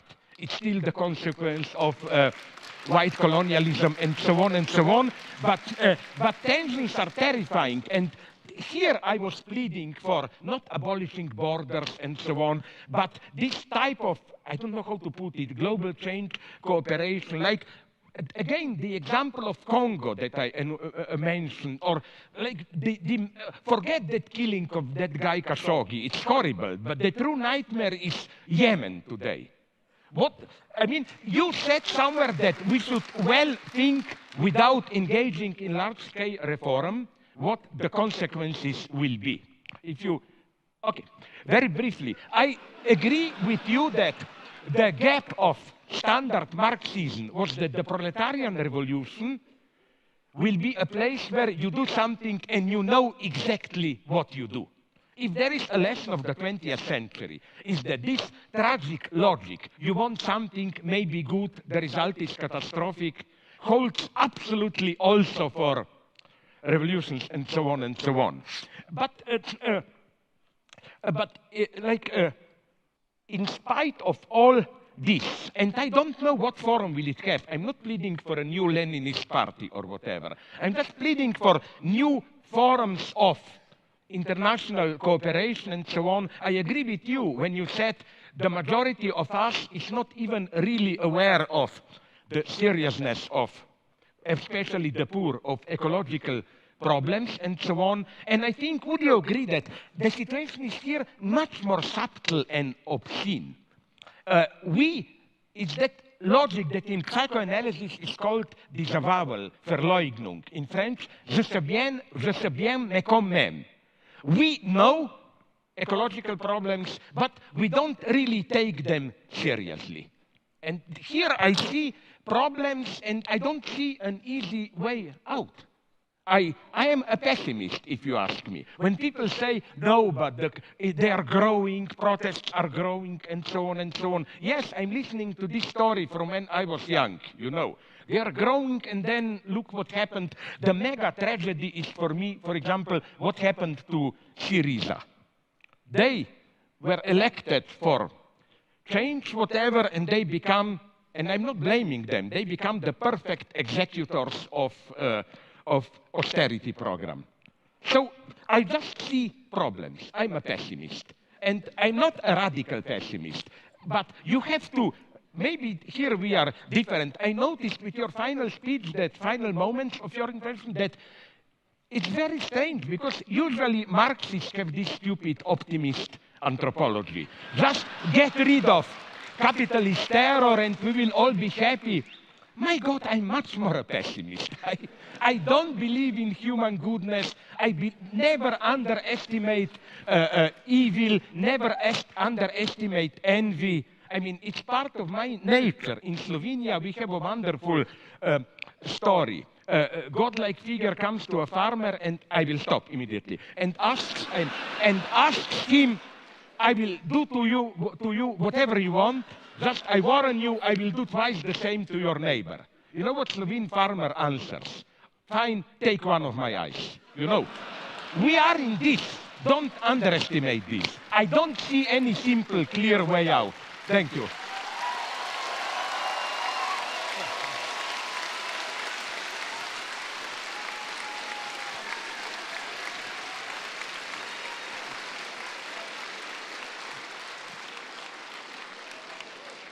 Thank you both very much. It's pretty clear, I think, to all of us that you both have quite a bit to say to each other.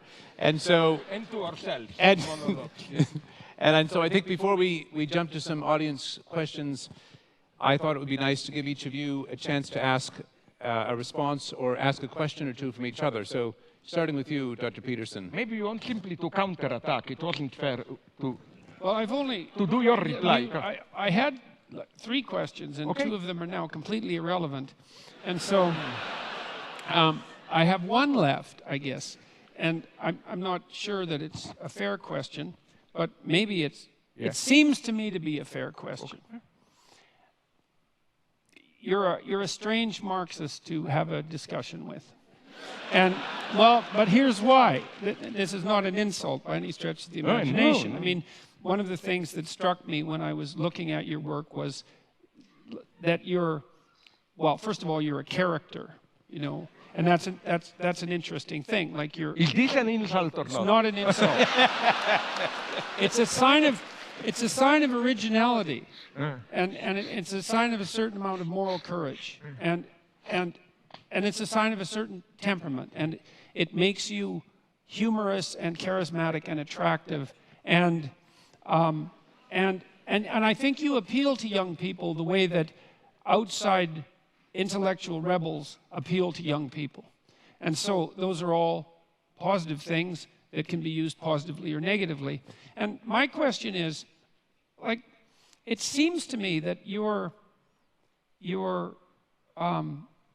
reputation, unless I'm very misinformed about this, is as a strong supporter of Marxist doctrines on the left, or was that? And so then my question is, given the originality of your thought, why is it that you came to presume at some point in your life, perhaps not now and perhaps still, that the promotion of Marxism rather than Zizekism was appropriate? Because it seems to me that there's enough originality in your body of thought and lateral thinking in the manner in which you approach intellectual ideas that there's just no reason for you to be allied with a doctrine that's 170 years old and that is, if capitalism is rife with problems, is twice as rife with problems as that. And so you're kind of a mystery to me in that way. And so that's my question. Okay. Very briefly, I developed systematically in my books critical insights into many traditional Marxist theses, so no doubt here.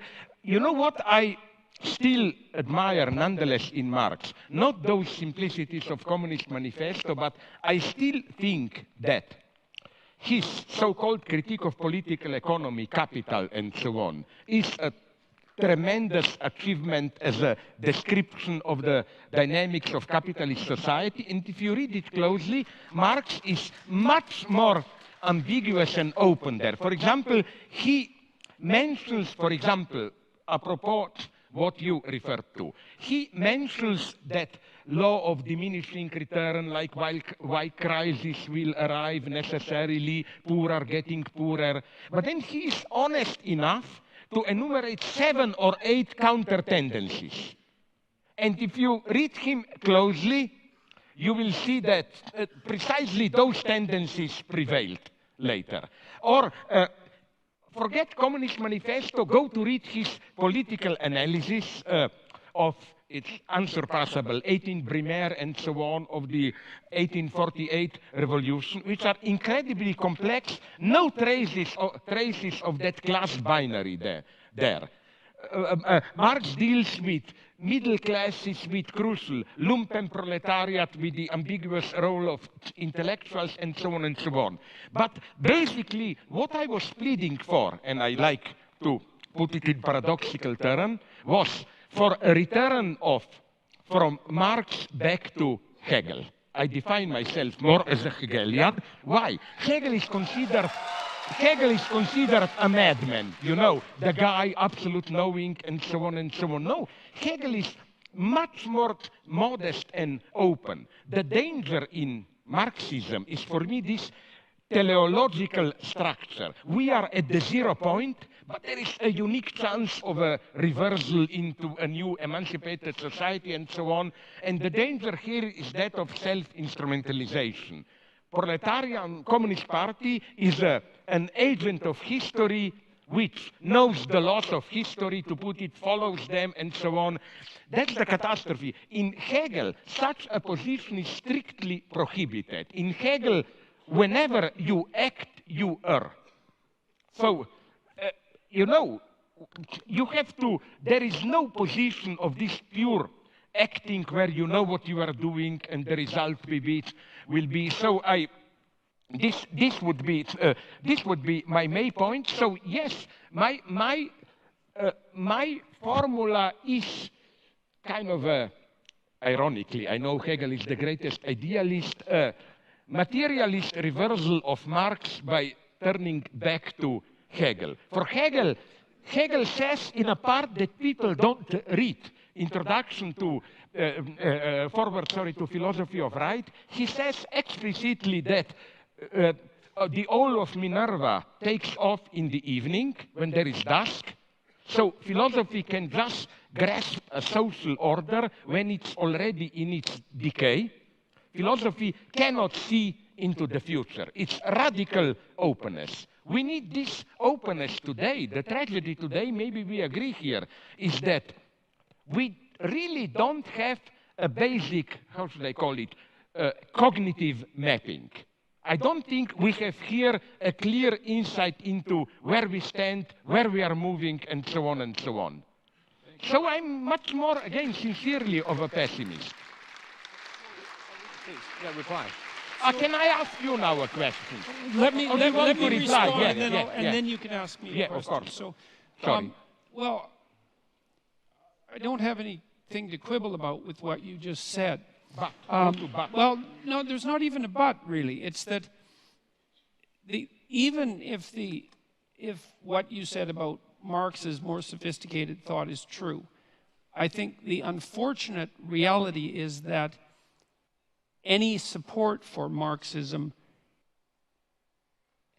especially directed towards those who are young, is likely to be read as support for the most radical and revolutionary proclivities. And I would say that as they're outlined in the document that I described, in the Communist Manifesto, that they're of extraordinary danger. And so it seems to me that by attempting to, rescue the sheep, you've sort of invited the dragon into the house. And that seems to me to be dangerous and unfortunate. Here I can answer you by asking you my question.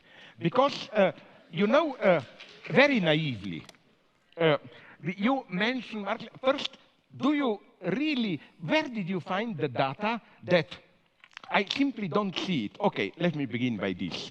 You designate your, under quotation marks, I'm not characterizing here, enemy, or what you are fighting against, as sometimes you call it postmodern neo-Marxism. I know what you mean. All this, from political correctness to these excesses of whatever, spirit of envy, and so on and so on. Do you think they are really, where did you find this data? I don't know them. I would ask you here, give me some names or whatever. Where are the Marxists here? I don't know any. Who is a Marxist here? Show me any big names of political correctness. I think they fear like a good vampire fears garlic.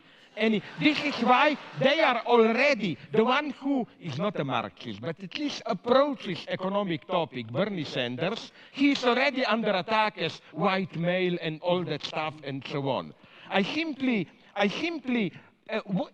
My problem would be this one. What you describe as postmodern neo-Marxism, where is really the Marxist element in it? They are for equality. Sorry, where? They are for equality at these cultural struggles, proper names, how do we call each other? Do you see in them, in political correctness and so on, any genuine will to change society? I don't see it. I think it's a hyper-moralization,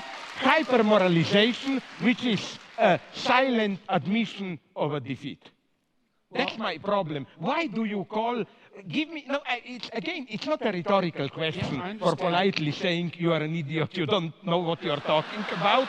It's simply, I would like to know, because you, and I like this often, when you attack somebody, you say it aggressively, and read more, tell me whom. So I'm asking you now, not read more, I don't advise you, but who are, give me some names and so on, and who are these postmodern, egalitarian, neo-Marxist, and where do you see any kind even of Marxism? I see in it mostly an impotent, an utterly impotent moralization. Please, I'm so sorry that I was too No, that's no long, problem. please. Well, I mean, organization like Jonathan Haidt's, what's it called?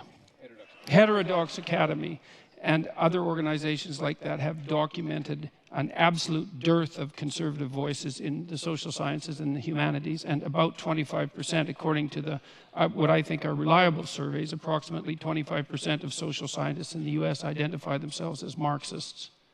And so there's that. But where are the Well, results? okay, but Can you name me let's go one? to I know a couple of Marxists. For example, who does very solid economic work. Yeah. I don't totally. David Harvey, one. But he writes very serious books of economic analysis and so on and so on. Then there is the old guy who is far from simplification, Frederick Jameson and so on. But they are totally marginalized today. In this politically correct mainstream, you know, I don't see. Well, yeah, your question seemed to me to focus more on the peculiar relationship that I've noticed and that people have disputed between postmodernism and neo-Marxism. And I see the connection between the postmodernist types and the Marxists as a sleight of hand that replaced the notion of the oppression of the proletariat by the bourgeoisie as the oppression by one identity group by another.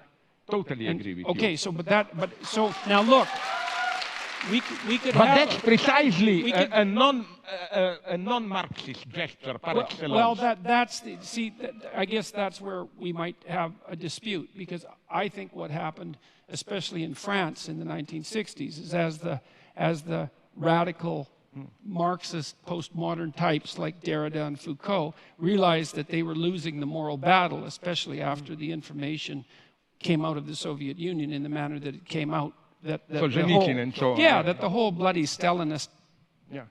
the whole Stalinist catastrophe, along with the entire Maoist catastrophe, that they didn't really have a leg to stand on.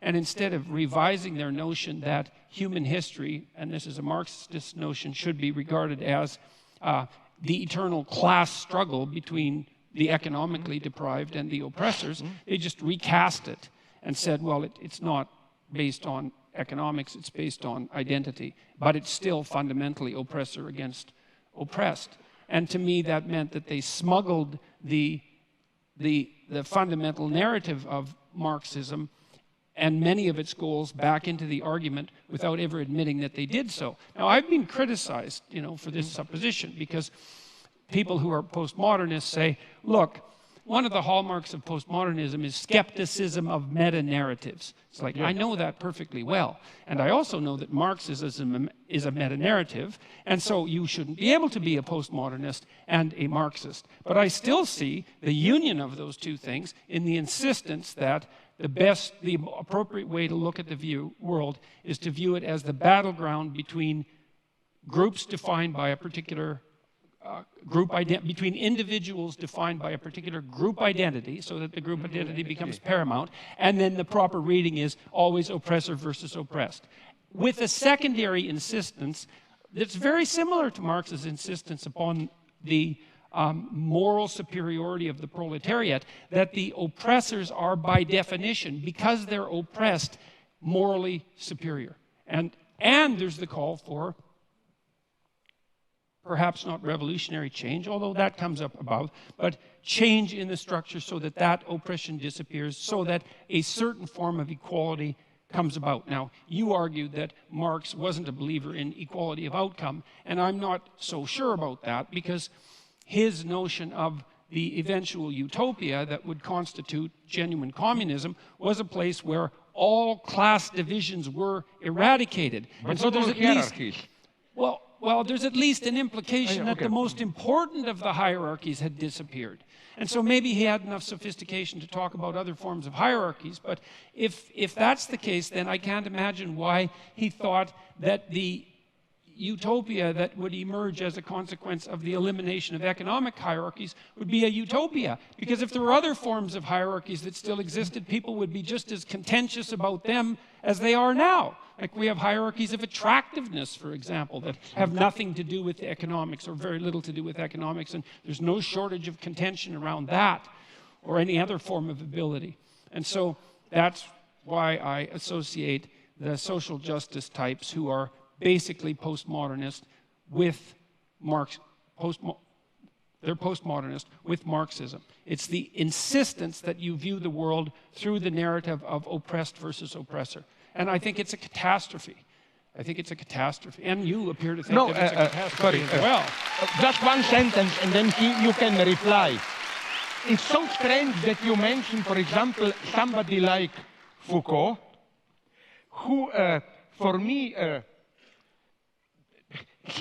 you aware that his main target was Marxism? Okay, for him represented his game was never a radical change, and this is what I don't like in this, what you call postmodern, let's not call them Marxists, but revolutionaries. It's this enjoying your own self-marginalization.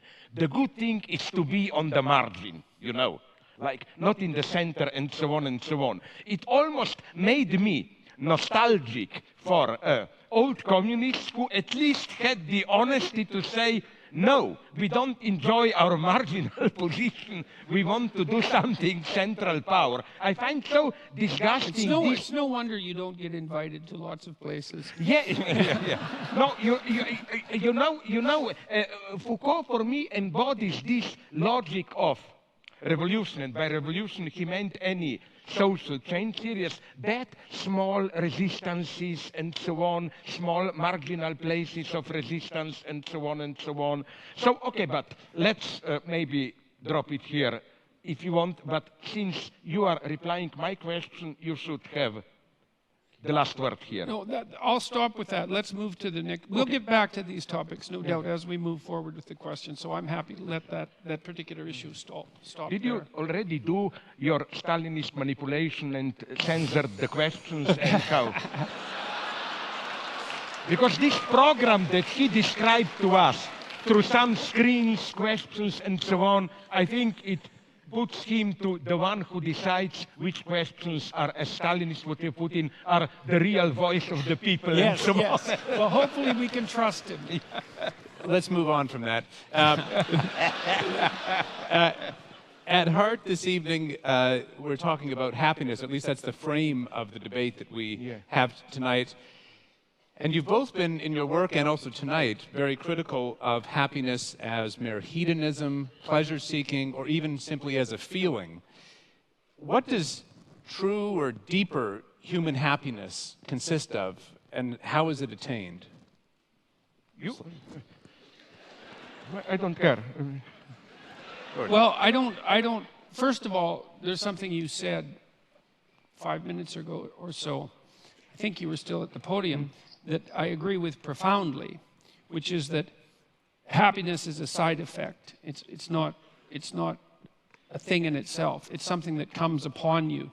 It's like an act of grace in some sense. And my sense I is accept that even the theological undertone of what you said. okay, no, okay. no, the category of grace can be used in a perfect atheist sense. It's one of the deepest categories. Yeah, well, I'm sorry. Okay, good. Well, I would think that we could find agreement about that partly because of your psychoanalytic background. You know perfectly well that we're subject to forces within us that aren't of our voluntary control.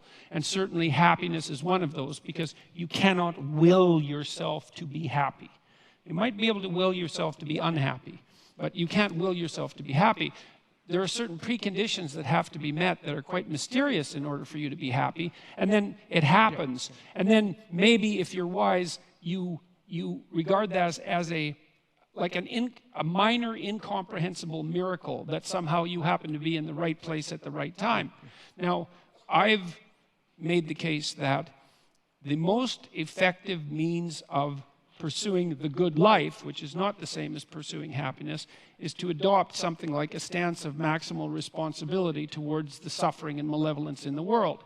And I think that that should be pursued primarily as an individual responsibility. It's not like I don't think that political and familial larger organizations are necessary, but in the final analysis, we each suffer alone in some fundamental sense, and we have our own malevolence to contend with in some fundamental sense, and the proper beginning of moral behavior, which is the proper beginning of the right way to act in the world, is to take responsibility for that.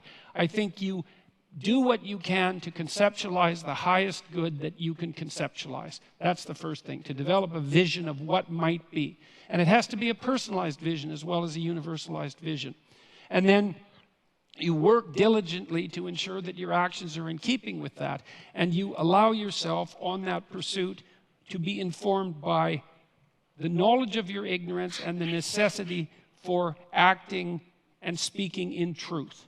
And a fair bit of that, I believe, is derived, I think it's fair to say that that's derived from an underlying Judeo-Christian ethic, and I make no bones about the fact that I think of those stories metaphysically or philosophically or psychologically as fundamental to the proper functioning of our society insofar as it can function properly. And so it's not happiness, it's meaning. And meaning is to be found in the adoption of responsibility. And then I'll close with this. Responsibility is not only to do what you believe to be right. That's not, because that's duty. That's not enough. Yeah. That's sort of what the conservatives put forward as the ultimate virtue, which is duty. It's not that. It's that you're acting in a manner that is in accordance with what you believe to be right, but you're doing it in a manner that simultaneously expands your ability to do it, which means that you cannot stay safely ensconced within the confines of your current ethical beliefs. You have to stand on the edge of what you know and encounter continually the consequences of your ignorance to expand your domain of knowledge and ability so that you're not only acting in an efficient manner, but you're increasing the efficiency and productivity and meaningfulness of what it is that you're engaged in. And I think that, and I believe that the psychological evidence supports this, even the neuropsychological evidence, is that that's when true happiness descends upon you. Because it's an indication from the deepest recesses of your psyche, biologically instantiated, that you're in the right place at the right time. You're doing what you should be doing, but you're doing it in a manner that expands your capacity to do even better things in the future. And I think that's the deepest human instinct there is. It's not rational. It's far deeper than that. And it's something that's genuine and that exists within us and that constitutes a proper guide if you don't pervert it with self-deception and deceit. So that's my perspective.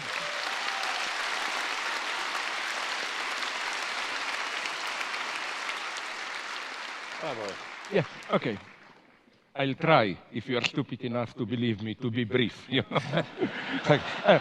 First, I like very much what you began with, this grace, or whatever we call it, moment of happiness. And I would like to, would you agree that the same goes for love, I think? We have in English, and they have it in French. I don't know if in other languages they have it. We use the verb to fall in love, which means it's in this sense, in some sense, a fall. You are surprised, you are shocked. Authentic love, I think, is something very traumatic, even in this sense. I always like to use this example. Let's say you live a stupidly happy life. Maybe one night stand here and there, you drink with friends, then you fall in love passionately. This is, in some sense, a catastrophe for your life. All the balance is lost and so on. Yes, you know. That's why Cupid has arrows. Sorry? Yeah, yeah. Right. Yeah. Absolutely. So, where I, second, surprisingly maybe for you, I agree with your point about Judeo-Christian legacy, for which I am very much attacked, Eurocentrist and so on and so on. You know, I wonder if you would agree with it. I will try to condense it very much. You know what's for me the deepest, I simplify to the utmost, something unheard of and I, as an atheist, accept the spiritual value of it, happens in Christianity. In other religions, you have God up there, we fall from God, and then we try to climb back through spiritual discipline, whatever, training, good deeds, and so on and so on. The formula of Christianity is a totally different one. As we philosophers would have put it, you don't climb to God. God, you are free in a Christian sense when you discover that the distance that separates you from God is inscribed into God himself.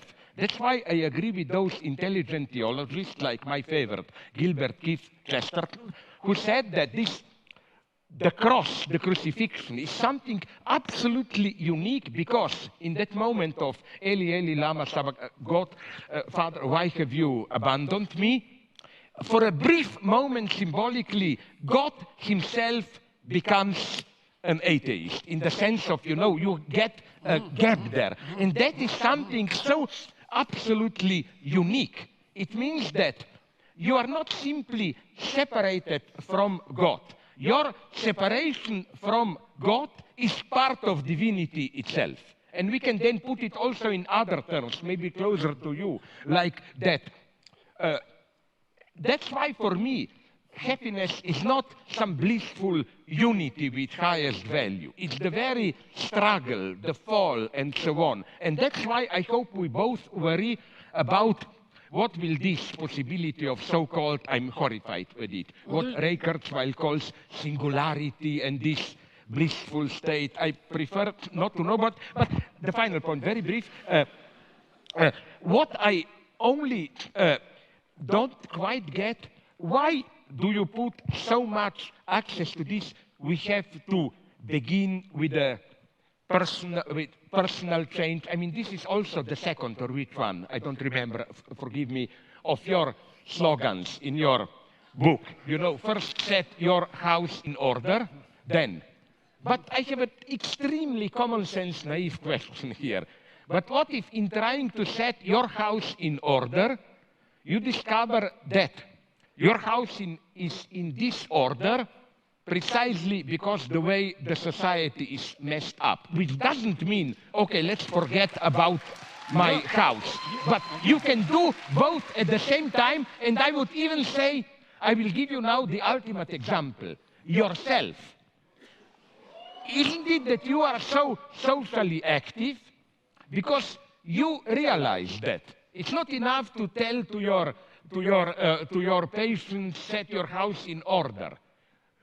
Much of the reason of why they are in disorder, their house, is that there is some crisis in our society and so on and so on. So my reproach to you, benevolent, would have been, the joke, tea or coffee, yes please. Like individual or social, yes please, because this is obvious in extreme situation. Like I hope we agree to say to somebody in North Korea, set your house in order, no? But I think in some deeper sense, it goes also for our societies. I'm just repeating what you are telling. You see some kind of a social crisis, and I don't see clearly why insist so much on this choice. Because, sorry, just to finish, I will give you an example that I think perfectly does it. How do we usually deal with ecology? By this false personalization, They tell you, what did you do? Did you put all the Coke cans on the side? Did you recycle all paper and so? Yes, we should do this. But, in a way, this is also a very easy way to discharge yourself. You say, okay, I do the recycling, so up, I did my duty, let's go on. So I would just say, why the choice there? Okay, so first of all, I have to point out that you have unfairly tasked me with 3 very difficult questions. And so I'm hoping that I can... That's life. That's life. As you said, life is a challenge. Yes. And so on. So I'm hoping that I have the mental wherewithal to keep them in track and answer them in order, but you can help me if I stray. I was very interested in your comments about Christ's atheism on the cross, that final moment of atheism. That's something I'd never thought about in that way. Chesterton orthodoxy. No. book, excellent. No, it's a very interesting thought, because it's an unbelievably merciful idea in some sense, that the burden of life is so unbearable. And you see in the Christian passion, of course, torture, unfair judgment by society, betrayal by friends, and then a low death. And so that's about as bad as it gets, right? Which is why it's an archetypal story, right? It's about as bad as it gets. And the story that you describe points out that it's so bad that even God himself might despair about the essential quality of being. Yeah. Right. So that is merciful in some sense, because it does say that there is something that's built into the fabric of existence that tests us so severely in our faith about being itself that even God himself falls prey to the temptation to doubt. And so that's, okay, now, this is where things get very complicated, because I want to use that in part to answer the other questions that you answered. Look, there's a very large clinical literature that suggests that if you want to develop optimal resilience, what you do is you lay out a pathway towards somewhere better. Someone comes in, they have a problem. You try to figure out what the problem is, and then you try to figure out what might constitute a solution. And so you have something approximating a map, right? And it's a tentative map of how to get from where things aren't so good to where they're better. And then you have the person go out in the world and confront those things that they're avoiding, that are stopping them from moving towards that higher place. And there's an archetypal reality to that. You're in a fallen state, you're attempting to redeem yourself, and there's a process by which that has to occur. And that process involves voluntary confrontation with what you're afraid of, disgusted by, and inclined to avoid. And that works. Every psychological school agrees upon that, is that exposure therapy, the psychoanalysts expose you to the tragedies of your past, and redeem you in that manner. And the behaviorists expose you to the terrors of the present and redeem you in that manner. But there's a broad agreement across psychological schools that works. And my sense is that we're called upon as individuals precisely to do that in our life, is that we are faced by this unbearable reality that you made reference to when you talked about the situation on the cross, is that life itself is fundamentally, and this is a pessimism that we might share, is fundamentally suffering and malevolence. But, and this is I think where we differ, I believe that the evidence suggests that the light that you discover in your life is proportionate to the amount of the darkness that you're willing to forthrightly confront, and that there's no necessary upper limit to that. So I think that the good that people are capable of is actually, it's a higher good than the evil that people are capable of. And believe me, I do not say that lightly, given what I know about the evil that people are capable of. And I believe that the central psychological message of the biblical corpus, fundamentally, is that. That's why it culminates, in some sense, with the idea that it's necessary to adopt, it's necessary to confront the devil and to accept your, what would you say, the unjustness of your tortured mortality. If you can do that, it's a challenge, as you just pointed out, that's sufficient to challenge even God himself, that you have the best chance of transcending it and living the kind of life that will set your house in order and everyone's house in order at the same time. And so I think that's even true in states like North Korea.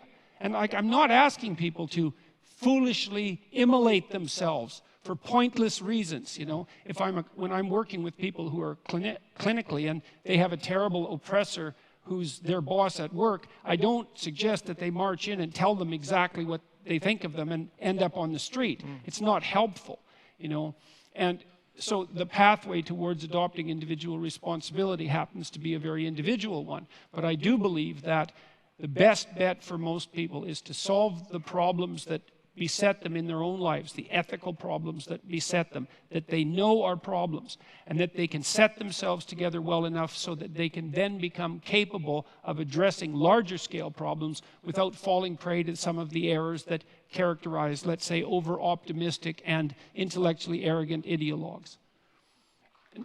I'll close, Yeah, but very briefly. let me close with one thing. One of my favorite quotes from Carl Jung, it's actually a quote that I used at the beginning of my first book, which was called Maps of Meaning, was that if you take a personal problem seriously enough, you will simultaneously solve a social problem. And this bears on your point, because it's not like your small family, even the relationship between you and your wife, is immune in some sense to the broader social problems around you. And so let's say right now there's tremendous tension between men and women in the West, and that's certainly the case given the divorce rate. Let's say that would be some evidence. And the later and later ages that people are waiting to become, enter into permanent relationships.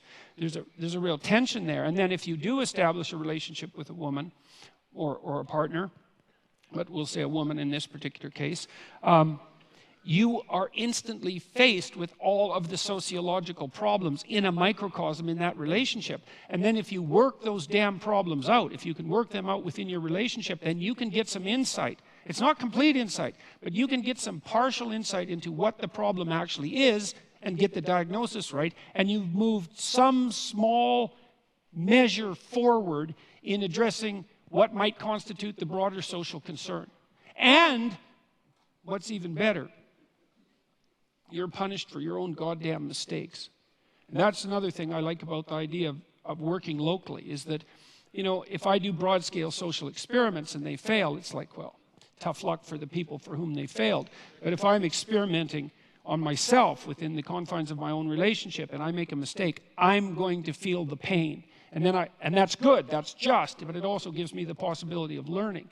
And so I believe that you do solve what you can about yourself first before you can set your family straight and before you should dare to try to set the world straight. Otherwise you degenerate into this kind of, you already talked about it, this shallow moralizing, well, I've divided my goddamn Coke cans up, and now I can spend more money on new packaging at the supermarket, which is exactly what the psychological research indicates that people do if they perform a casual moral action. They immediately justify committing a less moral action because they've put themselves in a higher moral place. And you might, if you were a real pessimist, you'd say, well, that's why they performed the action to begin with. I think that's often true. That's associated with that shallow moralizing. Are we too much in this direction? Or again, I will put in my Stalinist terms, would you go as far as to say, who needs the people? We talk for the people and we know better than the people.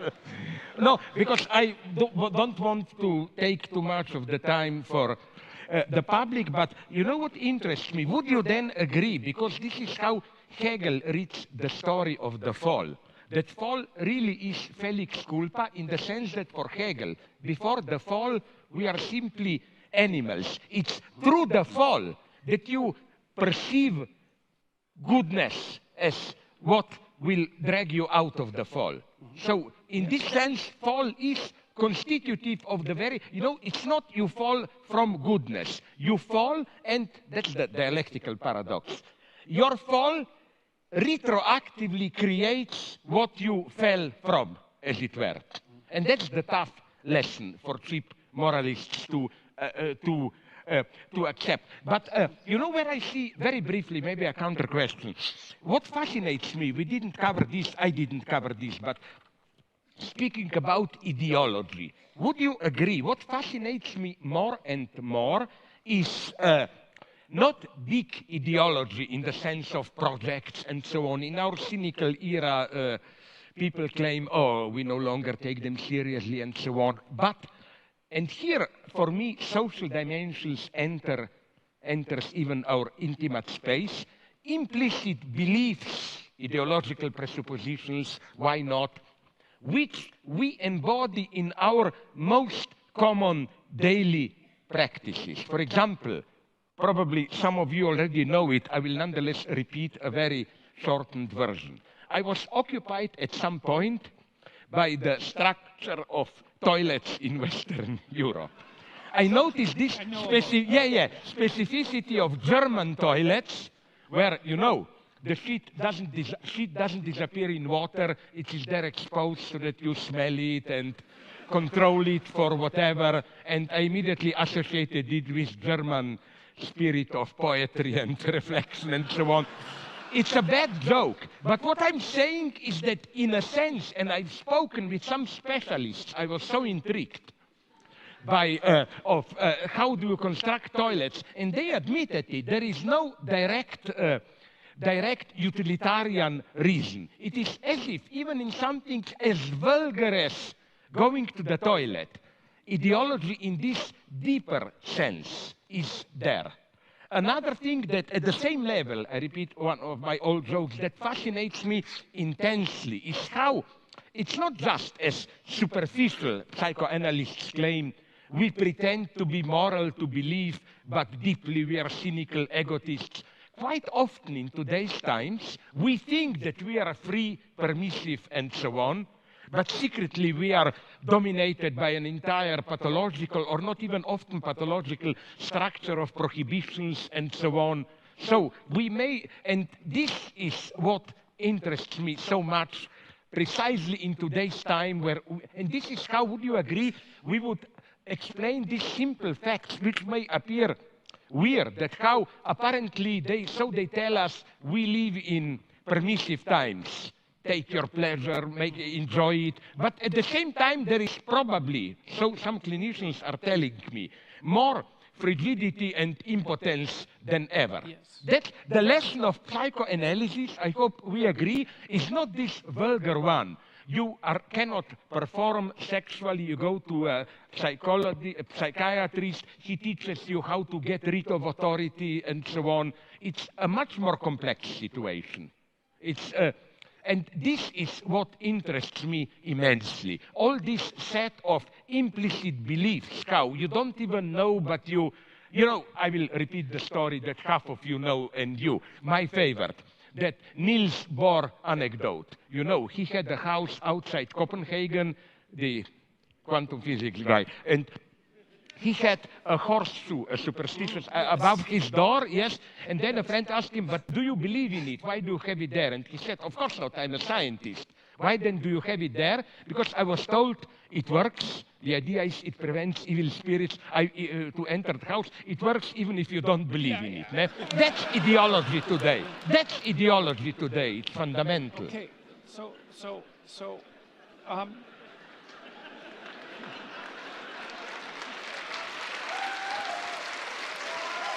I want to solicit from you to tell a joke. Don't you see this? I think that people. I think that people are possessed by ideas that aren't theirs. And their personalities that aren't theirs. And that's the great psychoanalytic insight. It's not ideas, it's personalities. It's way worse than ideas. And some of those personalities might be the ones that are associated with the idea that freedom is found in maximizing hedonistic moment-to-moment pleasure or something like that, which sounds like freedom. Like for me, one of the things that I suggest to people is that they watch themselves as if they do not understand who they are or what they're ruled by. And then notice those times when they're where they should be.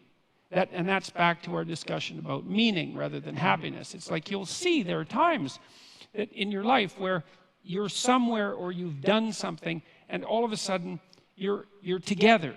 You're where you should be. Your conscience is not disturbing you. You're not proud of what you did, because pride is the wrong term, but you understand deeply that you've done something that you should have done. You might not understand why. You might not even understand what it is.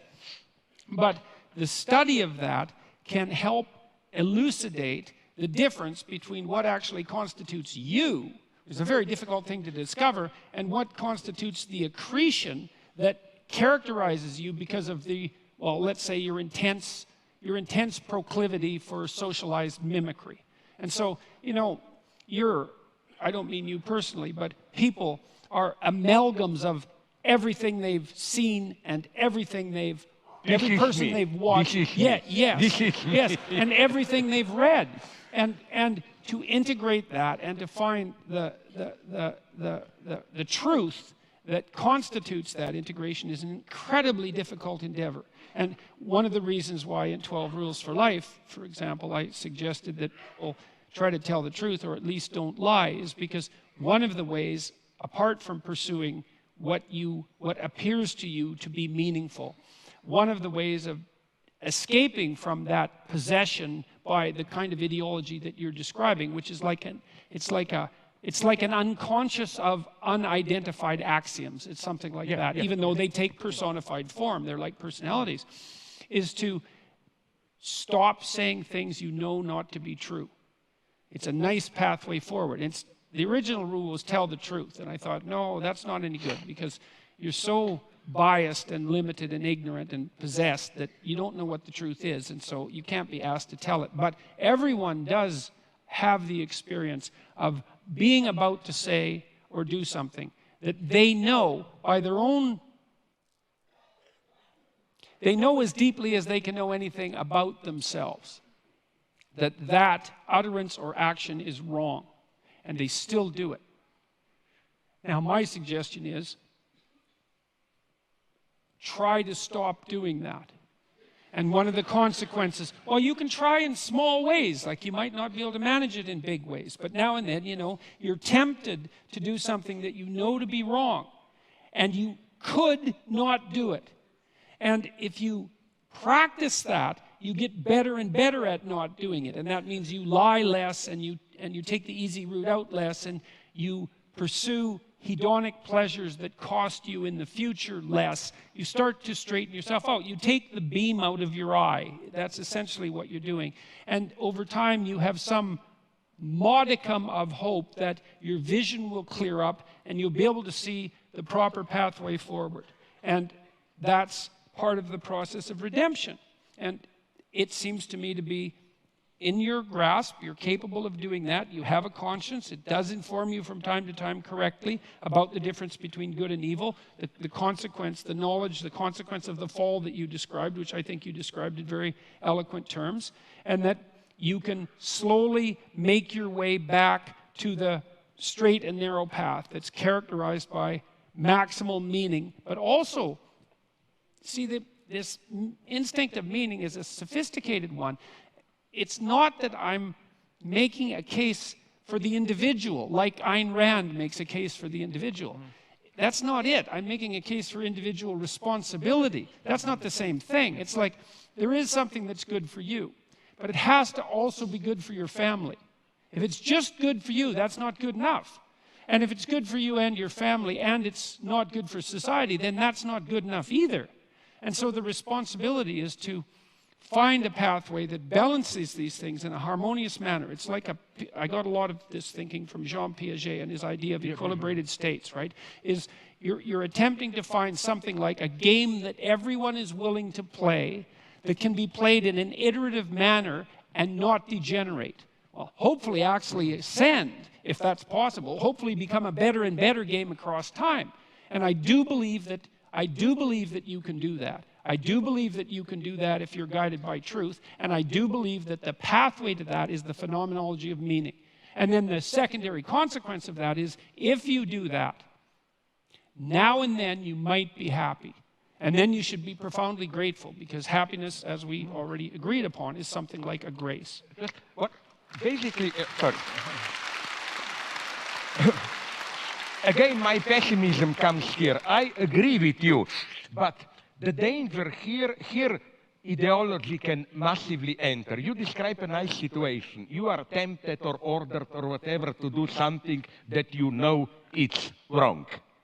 But so-called totalitarian ideologies step in at this point and try to present to you that the true greatness is to do what you individually think it's wrong for the higher cause. You know who says this wonderfully? A horrible guy, not one, Heinrich Himmler of SS. No, sorry, seriously. No, he knew the problem. Yes. German officers must do horrible things. Yes. Kill Jewish, and his solution was double. First, to let them know, as he put it somewhere, every idiot, okay, ordinary man can do something great, maybe, not all, sacrifice himself for his country. But his reply was, his point was, but it takes a truly great man to be ready to lose his soul and to do horrible things for his country. Yeah. And I read some good memoirs of relatively honest communists who broke down when they were sent to the countryside famine in early 30s. And this is what they were told by apparatchik. You will see horrible things, children starving and so on. Remember, there is the higher cause, and your highest ethical duty is to overcome this small bourgeois sentimentality. And so here I see the danger of, again, my pessimism, false meaning, which can massively cover this, false narrative. Second thing, also the solution by, I wonder if you share this pessimism of mine, another one by Himmler. You know what was his sacred book I read? He all the time had a special leather-bound copy in his pocket, Bhagavad Gita. He said, his problem was this one. He puts it perfectly. Nazi officers have to do SS horrible things. How to enable them to do it without themselves becoming horrible beings? His solution was Oriental wisdom. To learn to act from distance, I am not really there, and this was the shock of my life. Based on this, do you know the book? I found a book, the guy then wrote many books, Brian Victoria, Zen at War. It's a shocking book, especially horrible for many so-called anti-Eurocentrists who claim our monotheism is guilty of everything, we need Oriental. Yeah, but that book is about apart from a couple of exceptions, the behavior of Zen Buddhist community in Japan in the 30s, early 40s. Not only they totally supported Japanese expansion into China, they even provided properly Zen Buddhist justification for it. For example, the one, you know who did this? No, you are not as old as me, I remember him, D.T. Suzuki, the great yeah, but okay, he was doing this in the 60s, but as a younger guy, he was fully supporting Japanese militarism, and one of his justifications was this one, the advice of Japanese military to them to support Zen Buddhist training. Because he says, it's one of the most horrifying things that I've ever read, he said, sorry, don't take it personally, but let's say an officer orders me, if I were to tell this to you, it would be too obvious, so I pick you, I have to kill you, stab you with my knife. And he says, if I remain in this illusionary self, then I feel responsible, I kill you. But he says, if you are enlightened by Zen Buddhism, then you know there is no substantial reality. You become a neutral observer of your life, just a flow of phenomena, and you tell yourself, it's not that I'm killing you, but in the cosmic dance of phenomena, my knife is floating and somehow your knife false. You know what I'm saying? This, I'm not disputing some spiritual greatness of Zen Buddhism. I'm saying how even the most enlightened this spiritual experience can serve a terrible cause. Now, because we're running very quickly out of time, and it's clear that this conversation could go for a very long time, I'm going to ask one representative question here and give you each 1 minute each. And that is simply this. Coming from online, what is one thing you hope people will leave this debate with, and why? Jordan.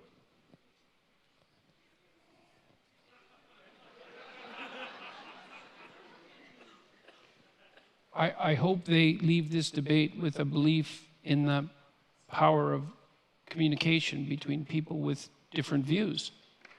You know, that's...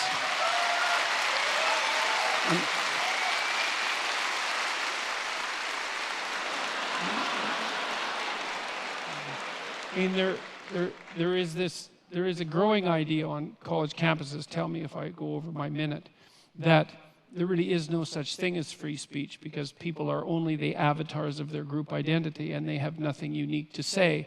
And besides that, there's no communication across boundaries of identity or belief.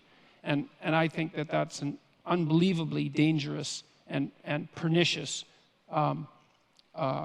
doctrine.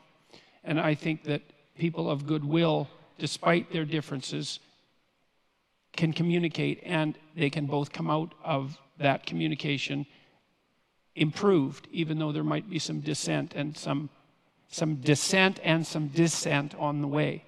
And so that's what I would hope people would come out of this. Thank you. I will be more concrete, even politically. There is today, so it appears, this big conflict between all that postmodern stuff that you oppose and this alt-right and so on. I hope sincerely that we made at least some people to think and to reject this simple opposition. There are quite reasonable... The only alternative to alt-right is not political correctness and so on. And now I'm speaking not for you, but for me.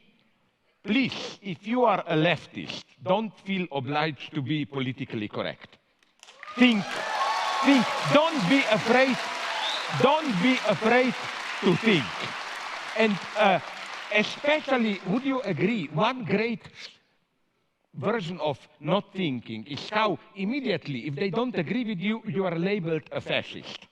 But that's the laziness. People find something they don't agree with, instead of thinking, they think about something we all agree was a bad thing, you are a fascist, and so on. You know, it's not as simple as that. Even Trump, of whom I'm deeply critical, no, I'm sorry to tell you, yes, he is a catastrophe in the long term and so on, but he is not a fascist. You make it all too easy to play these games. I just want, not a positive result, but to shatter you a little bit, to make you think. I have always felt that the greatest conversations are unfinished ones. Please join me in thanking Slavoj Zizek and Jordan Peterson for a great unfinished conversation.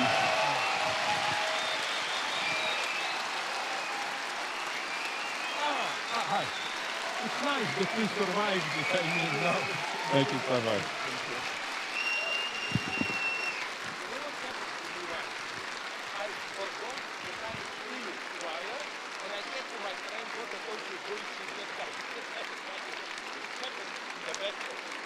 So we waved everyone all right.